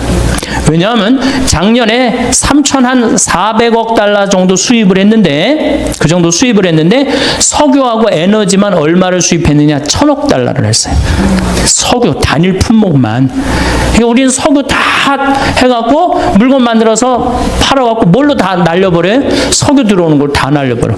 만약에 우리가 에너지 절약을 30% 하면 300억 달러 절약할 수 있는 거예요. 올해는 여러분들 얼마? 석유만 1,000억 달러에, 다른 에너지 뭐 LNG, LPG, 석탄까지 하면 1,400억 달러 정도를 수입을 한대요. 그럼 우리가 견딜 것 같아?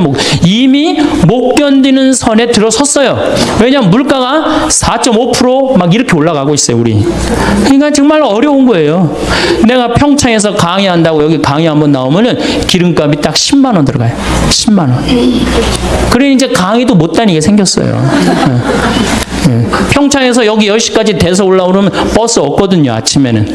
그리고 우린 6시면 해 떨어지면 차 안 다니거든, 평창은. 그러니 어떻게 강의를 나와. 참 어려운 거예요. 저는 괜찮아요. 혼자니까. 여러분들 중에 140달러 넘어 여기 반 이상은 다 절대 안 납니다. 반 이상은 또 다 부도나요. 석유값하고 교회하고 무슨 상관이냐? 여러분들 못 먹고 못 살면 성당 나갈 수 있어요, 없어요?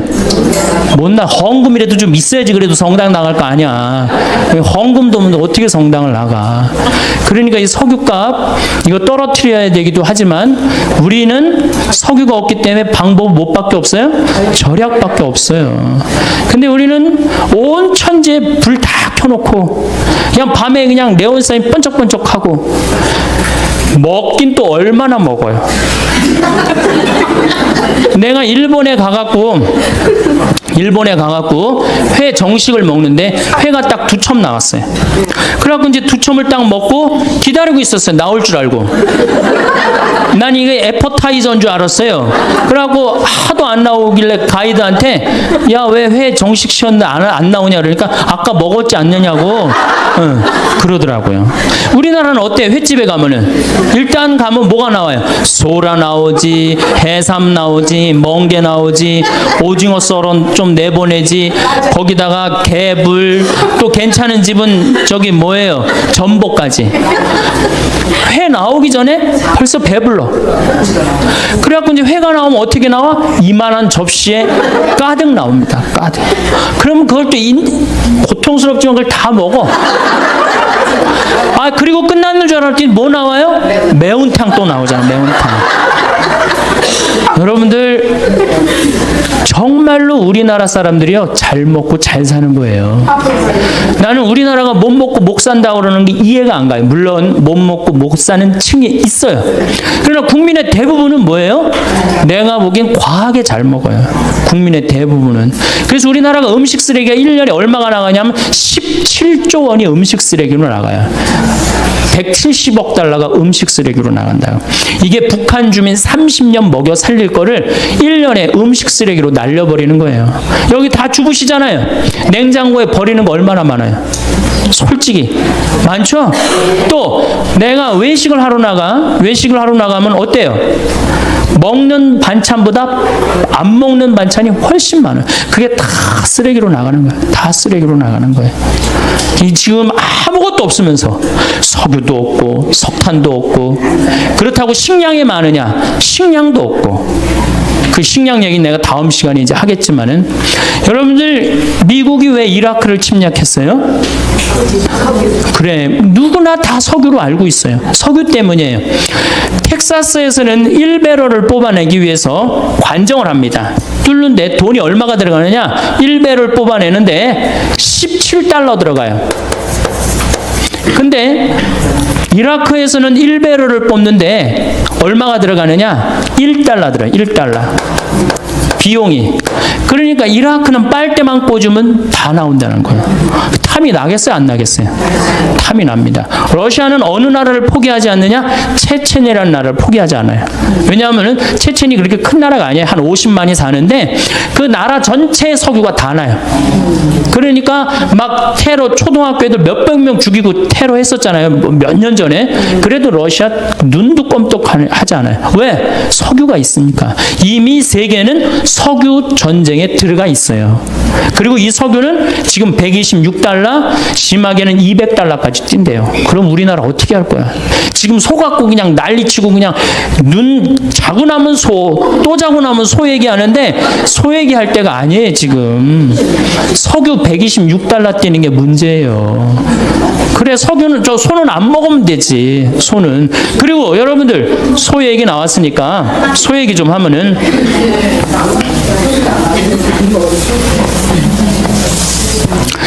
소고기 먹는 게요, 반환경적이에요. 왜 그러냐면은 20개월, 30개월 되온 소 먹잖아요. 소가 한 번 먹으면 얼마나 먹겠어? 그거를 20개월을 소가 먹어. 그러면 그 소가 먹는 거, 콩이나 옥수수나 이런 거 소가 먹거든요. 그럼 그 우리가 먹으면 어때? 사람이 먹으면 훨씬. 그러니까 내가 소고기 1인분을 먹으면은 20명분을 먹는 거하고 똑같은 거예요. 후진국 사람들 20명분을 먹는 거하고 똑같은 거예요. 그러니까 고기를 많이 먹으면 많이 먹을수록 반환경적이야. 가능한 한 뭘 먹으면 좋아? 야채를 많이 먹으면 좋아. 야채, 채소 종류. 예. 이걸 많이 먹는 게 오히려 환경적이다. 그래서 고기를 먹으면 지구 환경을 파괴하는데 일조하는 거다. 이렇게 생각하시면 돼요. 그래서 청국장, 된장, 간장 이런 거하고 밥, 현미밥하고 먹는 게 최고 좋은 거예요. 그러면 이제 자, 석유가 이제 $126까지 올라갔어요. 근데 우리나라 사람들은 아주 에너지를 펑펑 써요. 낮이고 밤이고. 근데 우리나라가 왜 이렇게 잘 살아요? 신기하지 않아요? 똑똑한 머리 때문에 그래요. 사실은 이미 5년 동안 우리나라는 배 수주를 다 끝냈어요. 자동차 잘 만듭니다. 차, 제가 유럽에 가갖고 뭐 다른 나라에 가갖고 뭐 벤츠, 크라이슬러, 뭐 BMW 다 타봤어요. 왜냐면 택시가 걔네들은 다 그런 거예요. 그래갖고 다 타봤는데 우리나라 그랜저만 못해요. 얼마나 좋은데요. 사실 실질적으로 2년 연속 그랜저가 유럽 차 선호도 1위예요.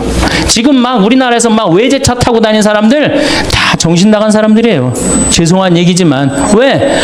그거보다 훨씬 좋은 차 우리나라 차 있는데 왜 다른 나라 차를 사요? 그거 한번 고장나면 부속품 사기도 힘들대는데 우리 그냥 고장나면 제깍제깍 동네에서 다 할 수 있는 건데 우리나라 차 좋습니다. 차 잘 만들죠. 배 잘 만들죠. 핸드폰 잘 만들어요. 핸드폰. 제가 항상 하는 얘기지만 이 핸드폰 하나로 300억 달러를 수출해요. 저는 우리나라 사람들 대단하다고 생각해요. 제가 이탈리아의 그 포르노 광장이라고 있어요. 이 시저가 브루투노스 너마저도 하고 이렇게 칼에 찔려 죽은 궁이 있어요. 거기 이제 구경을 이렇게 가는데 그 앞에 수박 파는 청년이 있었어요. 이탈리아 청년이. 그래서 내가 수박을 먹으면서 어디서 왔냐고 그러길래 한국에서 왔다니까 자기는 한국을 너무 좋아한대. 네가 한국을 왜 좋아하냐 그랬더니 한국 여자가 우선 제일 예쁘대요. 그래서 좋대요.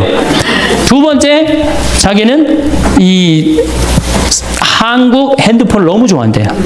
그래서 무슨 얘기냐? 너 수박 팔아 먹으려고 그러는 거 아니냐? 아니라고 그러면서 카탈로그를 꺼내는데 삼성 애니콜 카탈로그를 꺼내는 거예요.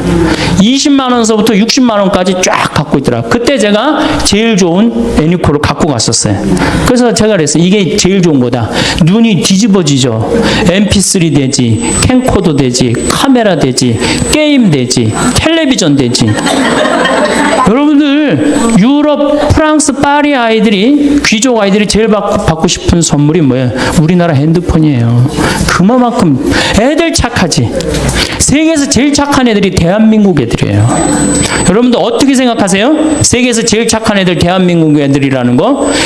이 미국 애들은 왕따를 당하면 어떻게 해? 콜로라도에서 그랬죠? 날 왕따를 시켜 교실에다 수류탄 던지고 총으로 다 쏴주고 17명을 죽었잖아요. 독일에서도 왕따 당한 아이가 총을 갖고 와서 한 명씩 부르고 죽였어요.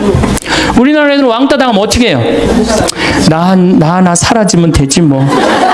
이러고 옥상에 올라가고 혼자 뛰어내린단 말이야. 학원 밤 10시까지 가라고 하면 학원 가지. 왕따 당하면 혼자 옥상에서 뛰어내리지. 애들 착하지. 물건 잘 만들지. 산에 나무 많지. 먹을 거 풍부하지. 국민들이 조금만 정신을 차리면요 정말로 살기 좋은 나라 돼요. 근데 우리나라는 지금 많은 에너지를 어디에 의존하느냐? 원자력 발전소에 의존을 합니다. 우리나라가 지금 원자력 발전소가 16기가 돌아가요. 16기.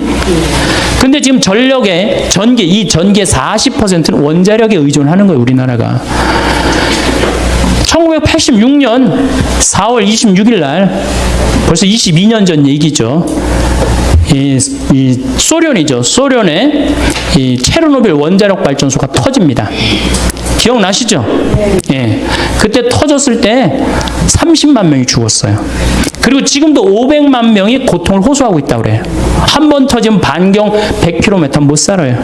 그리고 이 체르노빌 원자력 발전소 터져갖고 어떻게 그 방사능을 처리할 수가 없어갖고 지금 콘크리트로 막아놨어요. 근데 아직도 끓고 있다고 그래요. 10만 년 동안 끓는다고 그래요. 10만 년 동안 방사능이 그 안에서. 근데 우리나라는 이게 남쪽에 16개가 지금 돌아가고 있어요. 물론 이게 에너지가 없는 나라에서 원자력은 매력이 있습니다. 그렇지만 방사능 폐기물, 여러분 핵 폐기물 얘기 많이 들었죠? 그거 이제 어디다 버릴 데가 없는 거. 내가 월성 원자력 발전소에 들어가 보니까 핵 폐기물을 쌓아놨는데 5단, 6단으로 쌓아놨어요. 갈 데가 없어요. 벌써 한 7, 8년 전에. 그러니까 이거를 이제 저장고를 만든다고 우리나라가 얼마나 갈등을 일으켰어요. 그런데 여러분들 막 우리 동네는 안 된다고 그러지만은 여러분들 누구 때문에 지금 전기 쓰는 거예요? 원자력 발전소 때문에 전기 쓰는 거예요. 그래갖고 왜 앞으로 2015년에 26기가 더 돌아간대요. 그러니까 총 26기가. 왜 이렇게 원자력 발전소를 많이 만드느냐? 그 원자력 발전소 IAEA 위원이라는 분한테 물어봤어요. 그랬더니 에어컨 때문이래요. 여름에 에어컨을 너무 많이 떼갖고 순간 출력이 올라가갖고 전기가 딱 차단이 되면은 산업시설이 얼마 전에 그랬죠. 산업시설이 한번 수백억, 수천억이 다 날아간다는 거예요. 근데 그게 이유가 뭐야? 에어컨 때문이라는 거예요. 여름엔 좀 더우면은 좀 이렇게 선풍기 좀 틀고 그러면 되는데 우리나라는 이게 산유국인 줄 알고 착각을 하고 막 들이대대는 거예요.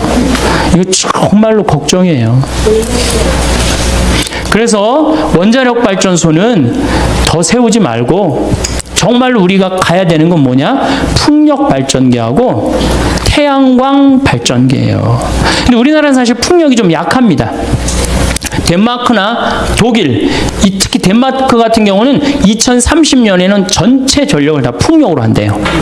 그러니까 이런 나라들은 우리는 소 때문에 그냥 정신을 못 차리는데 이런 나라들은 이미 오래전부터 미래에 어떻게 될 것이다 예측을 하고 다 국가적으로 준비를 하는 거야. 근데 우리는 다 뒷북을 치고 있는 거예요. 지금 조금만 있으면 $130 올라가면요, 우리나라 못 견딥니다. 지금 소 때문에 지금 국민들이 정신 못 차릴 때가 아니에요. 지금 석유값 올라가는 거 어떻게 하면은 이 석유값을 우리가 대처를 해갖고 이 난관을 헤쳐나가야 되느냐, 이게 더 큰 문제지. 소는 아까 말씀대로 안 먹으면 되는 거야.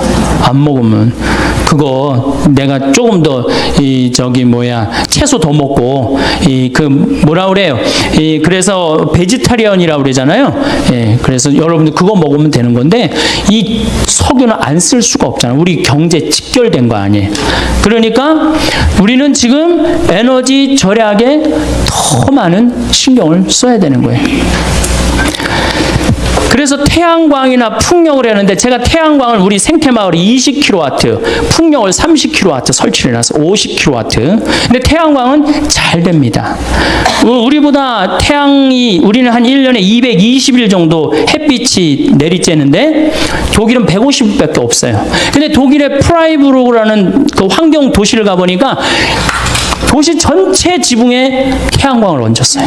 그 도시는 태양광으로만 움직이는 도시예요. 너무너무 부럽더라고요.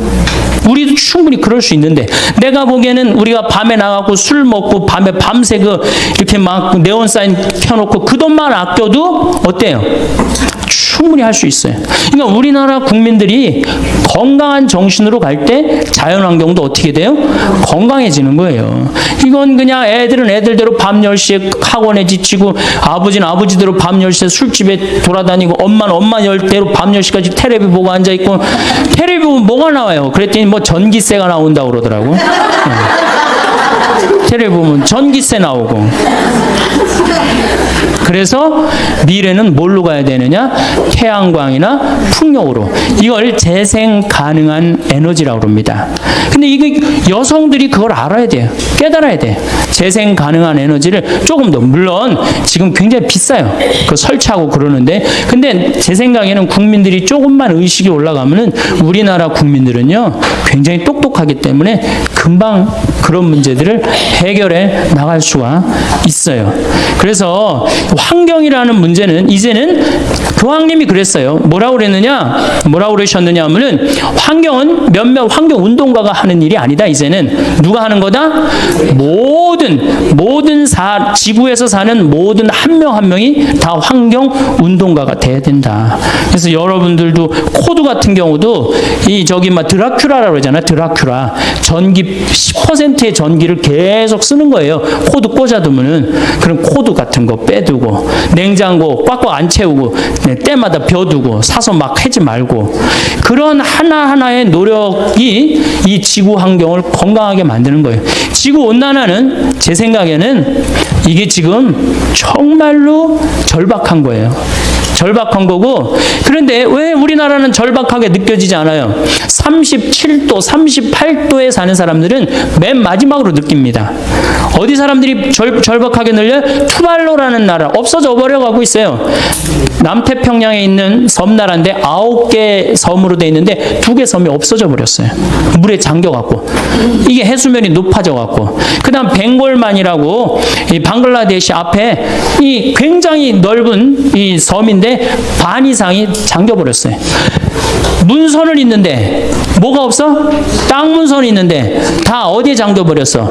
바다에 다 잠겨버렸어요.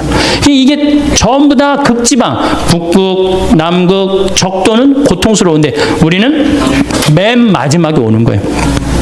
맨 마지막까지 시집가고 장가가고 먹고 마시다가 하느님이 홍수를 내리칠 때 노아 방주에 몇 명밖에 못 들어갔듯이 우리도 정신을 못 차리면 그렇게 되는 거예요. 지금 다른 데 정신 집중할 때가 아니에요. 정말로 정신 집중할 때는 환경, 지구온난화. 그런데 주부가 할 일이 뭐냐? 주부가 할 일이 가장 큽니다. 여러분들의 에너지를 가장 많이 쓰는 분들 중에 한 분이에요. 가정에너지. 그래서 그 에너지를 줄이는 역할을 이제는 정말로 공부를 해가면서 하나하나 개척을 해나갈 때, 또 실천을 해나갈 때 지구 환경은 아름답게 보존이 될 거라고 생각을 합니다. 지구온난화, 오존층 파괴에 이어서 오늘은 환경 호르몬이라는 주제로 여러분들하고 이야기를 하고 싶습니다. 사실은 지구온난화도 우리 교회하고 연관이 굉장히 많고 오존층 파괴도 우리 이 교회하고 연관이 많지만 정말로 교회하고 연관이 많은 건 이게 바로 환경 호르몬이에요. 환경 호르몬. 환경 호르몬은 내분비계 교란 물질이라고 이야기를 합니다. 이걸 일본에서 환경 호르몬이라는 명칭을 넣었는데 정확한 명칭은 내분비계 교란 물질이에요. 그럼 내분비계가 뭐냐? 내분비계가 여자가 있고 남자가 있어요. 여자는 뭐가 흐르죠? 몸에 에스트로겐, 여성 호르몬이 흐르죠? 남자는 뭐가 흘러요? 테스토스테론이 흐릅니다. 그런데 이제 여자가 이제 이 사춘기가 되면은 이제 이 에스트로겐이 굉장히 많이 분비가 돼. 사춘기가 되면은. 그러니까 이 사춘기 때 이 여학생들을 보면은 동글동글해요. 얼굴도 동글하고, 손도 동글하고, 가슴도 동글하고, 엉덩이도 동글동글해지고. 진짜 이쁠 때예요. 이게 바로 누구 덕분이냐? 에스트로겐 덕분이에요. 그런데 요 사춘기 때 남자애들은 보면 뭐든지 각이지기 시작합니다. 근육이 뿔뚝뿔뚝 생겨요. 조그만 팔굽혀펴기에도 팔뚝에 근육이 생기고. 이거는 뭐 때문에 그러냐면 테스토스테론 때문이에요. 남성 호르몬 때문에 그래요. 그러니까 이 근육질이고 뿔뚝뿔뚝한 애가 둥글고 부들부들한 애 보면 마음이 뛸 것 같아, 안 뛸 것 같아? 가슴이 당연히 뛰죠. 안 뛰면 이게 비정상이에요. 만약에 여러분들 자녀가 지금 15, 16 있는데 나는 엄마, 난 여자를 봐도 가슴이 안 뛰어. 얘는 문제가 굉장히 많은 애야. 생리적으로 문제가 있는 애예요. 여러분, 혹시 요즘 이런 생각 자주 드시지 않으십니까? 이 나이에 뭘 더 바꿀 수 있겠어. 이제 그냥 익숙한 대로 살면 되는 거지. 여기까지 버틴 것만 해도 잘 산 거야. 이 말들 참 편해 보이지만요. 현장에서 어르신들을 오래 배워온 제 입장에서는 이 말이 노년을 가장 조용히 무겁게 만드는 시작이 되곤 했습니다. 제가 예전에 만났던 82세 어르신 한 분이 계셨습니다. 겉으로 보기엔 큰 병도 없고 혼자 장도 보고 밥도 해 드시는 분이었죠. 그런데 늘 입버릇처럼 하시던 말이 있었습니다. 사는 게 왜 이렇게 피곤한지 모르겠어요. 특별히 힘든 일도 없는데 정말 이상하지 않습니까? 몸은 아직 움직이는데 삶이 먼저 지쳐있는 상태. 이런 분들의 공통점이 있었습니다. 무언가를 못해서 힘든 게 아니라 이미 내려놔도 될 것들을 끝까지 끌어안고 살고 계셨다는 겁니다. 젊을 때는 버티는 사람이 이겼습니다. 참는 사람이 강했고 포기하지 않는 사람이 성공한 사람이었습니다. 그래서 우리는 평생을 더 라는 방향으로 살아왔습니다. 더 일하고 더 책임지고 더 챙기고 더 모으고. 그런데 나이가 들수록 이 공식은 점점 몸과 어긋나기 시작합니다. 노년의 삶은 확장하는 삶이 아니라 관리하는 삶에 가깝기 때문입니다. 몸을 한번 떠올려 보십시오. 예전엔 하루 이틀 무리해도 회복이 됐습니다. 밤새우고 며칠 굶고 좀 아파도 다시 돌아왔습니다. 하지만 지금은 어떠십니까? 한번 무리하면 회복까지 시간이 오래 걸리고 어떤 건 아예 예전 상태로 돌아오지 않기도 합니다. 삶도 똑같습니다. 노년에 계속 무언가를 더하려 들면 체력은 먼저 바닥나고 마음은 이유 없이 예민해지고 하루가 점점 버거운 일이 되어갑니다. 그래서 노후의 지혜는 얼마나 더 할 수 있느냐가 아니라 이제 무엇을 안 해도 되느냐를 아는 데 있습니다. 실제로 편안한 노후를 보내는 분들을 가까이서 보면 특별히 더 많은 걸 가진 경우는 거의 없습니다. 대신 공통점이 분명합니다. 관계가 단순하고 소비가 복잡하지 않고 하루의 리듬이 일정하고 무엇보다 기대치가 낮습니다. 이게 왜 중요하냐면요. 기대가 낮아질수록 만족은 오히려 높아지기 때문입니다. 노년에 이 정도면 괜찮다. 이 말을 할 수 있는 분들은 하루를 실패로 끝내지 않습니다. 반대로 계속 더 가져야 한다고 생각하는 분들은 아직 오지도 않은 미래 때문에 오늘을 계속 불안 속에서 보냅니다. 노후의 불행은 부족해서 오는 경우보다 이미 충분한데도 내려놓지 못해서 오는 경우가 훨씬 많습니다. 그래서 오늘 이야기의 방향은 단순합니다. 무엇을 더 준비할지가 아니라 무엇을 이제 줄여도 되는지, 어디까지 덜어내면 오히려 삶이 편해지는지 그 기준을 하나씩 정리해 보자는 겁니다. 먼저 가장 많이들 붙잡고 계시고 동시에 노년을 가장 피곤하게 만드는 것부터 이야기해 보겠습니다. 사람입니다. 정확히 말하면 억지로 유지하는 인간관계입니다. 많은 분들이 이렇게 말씀하십니다. 사람 없으면 외롭잖아. 그래도 나이 들수록 더 만나야지. 그런데 실제 현장은 정반대입니다. 노년의 힘든 이유의 상당 부분은 외로움이 아니라 사람 때문에 생깁니다. 만나고 오면 괜히 진이 빠지는 사람, 늘 비교로 끝나는 자리, 내 말은 듣지 않고 자기 얘기만 하는 관계, 돌아오는 길에 왜 나갔나 싶은 모임. 이건 인간관계가 아니라 에너지 소비입니다. 젊을 때는 이런 관계도 유지할 힘이 있었습니다.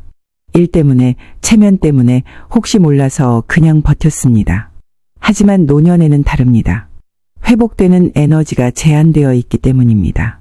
노후의 인간관계는 넓이가 아니라 깊이입니다. 많이 만나는 것보다 편안한 사람이 훨씬 중요합니다. 아주 간단한 기준 하나 드리겠습니다. 만나고 나서 마음이 조금이라도 편해지는 사람, 말 안 해도 어색하지 않은 사람, 나를 설명하지 않아도 되는 사람, 이 정도면 충분합니다. 반대로 오래 알았으니까, 예전 인연이니까, 끊기엔 애매하니까 이 이유만으로 이어가는 관계는 노년의 삶을 조용히 갉아먹습니다. 인연은 오래됐다고 좋은 게 아닙니다. 지금의 나에게 맞느냐가 기준입니다. 관계를 줄인다고 사람이 없어지는 게 아닙니다. 쓸데없는 소음이 줄어드는 겁니다. 조용해진 자리만큼 마음은 오히려 더 단단해지고 남은 관계는 더 깊어집니다. 그리고 이 인간관계와 항상 같이 따라오는 게 하나 있습니다. 바로 체면 그리고 남의 시선입니다. 나이 들수록 더 체면 차려야 한다고들 하시죠. 이 나이에 그렇게 살면 안 되지. 남들 보기에 초라하면 안 되잖아. 그런데요. 노년의 체면은 방패가 아니라 짐이 되는 순간이 많습니다.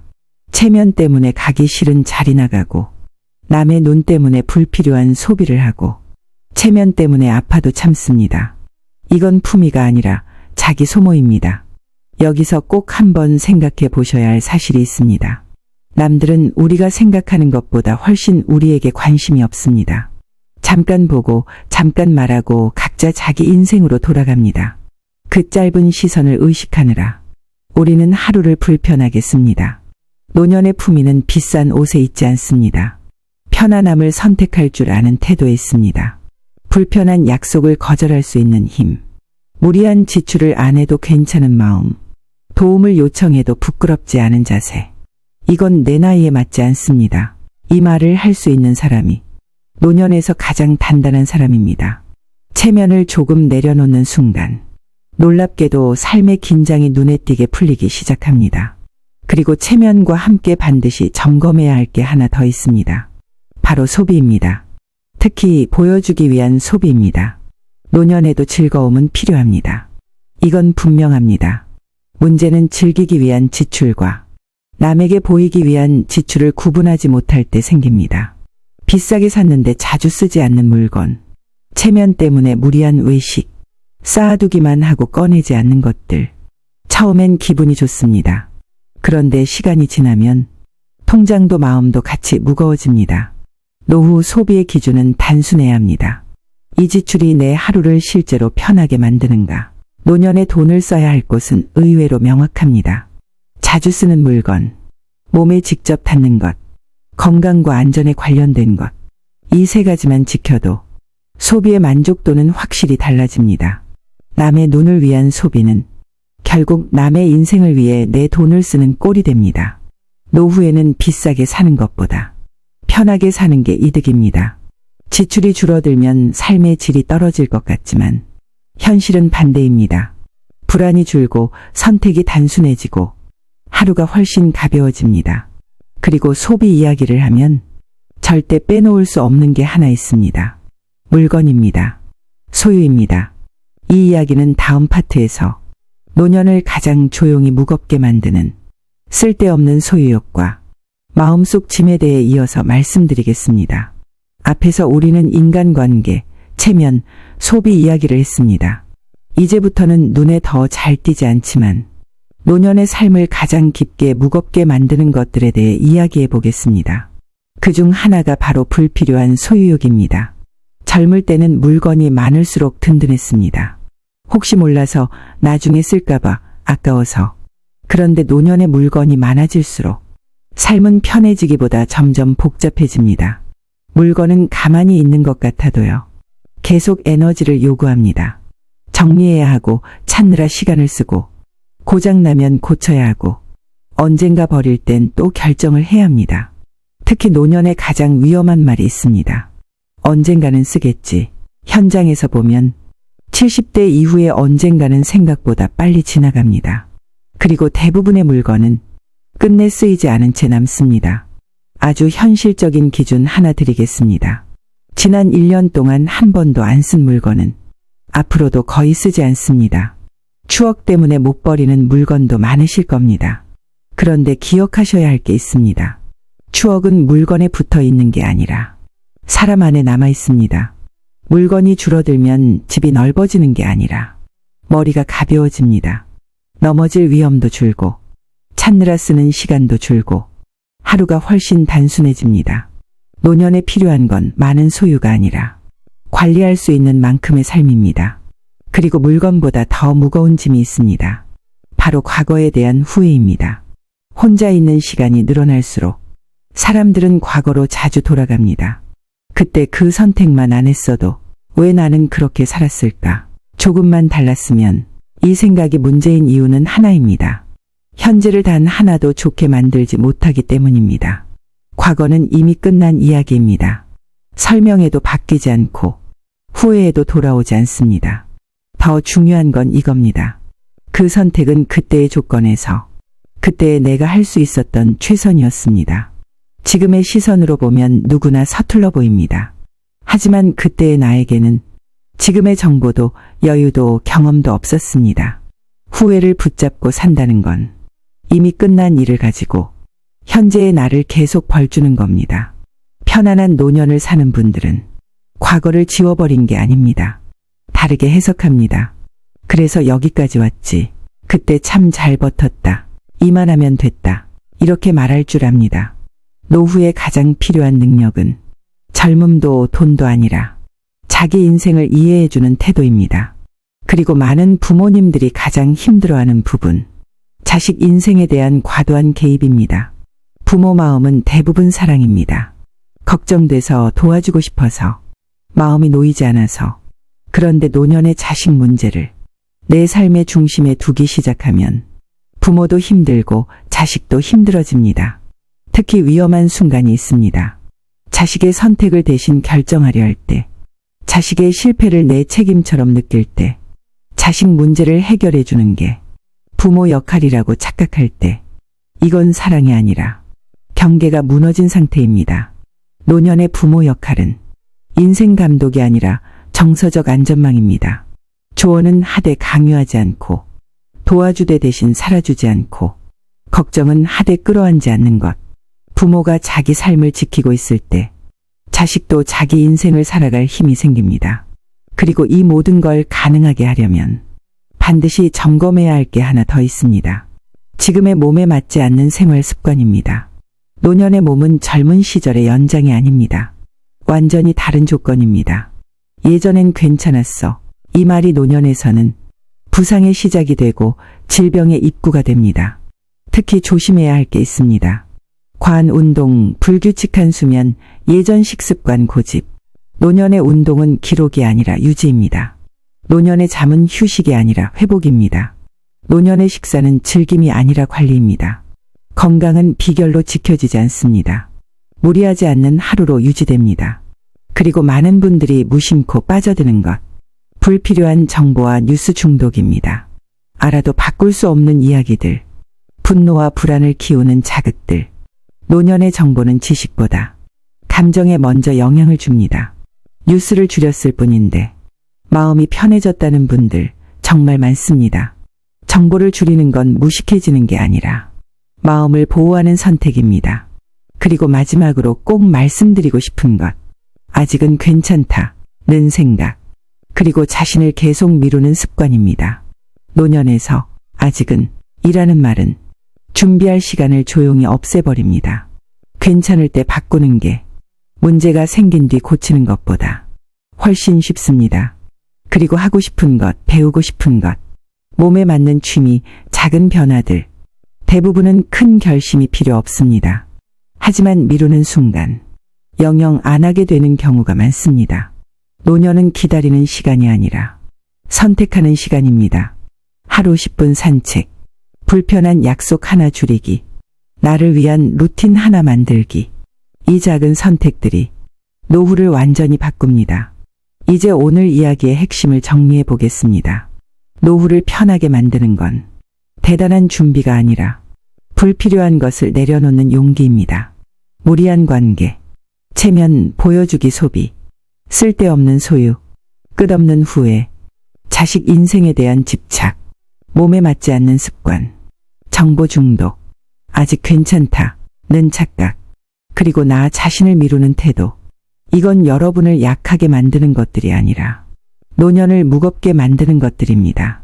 80세가 되었을 때 이렇게 말할 수 있다면 충분합니다. 나는 힘을 빼고 사는 법을 아는 어른이 되었구나. 오늘 밤 딱 하나만 정해보십시오. 줄일 것 하나, 내려놓을 것 하나. 그 선택이 가벼운 노후의 시작입니다.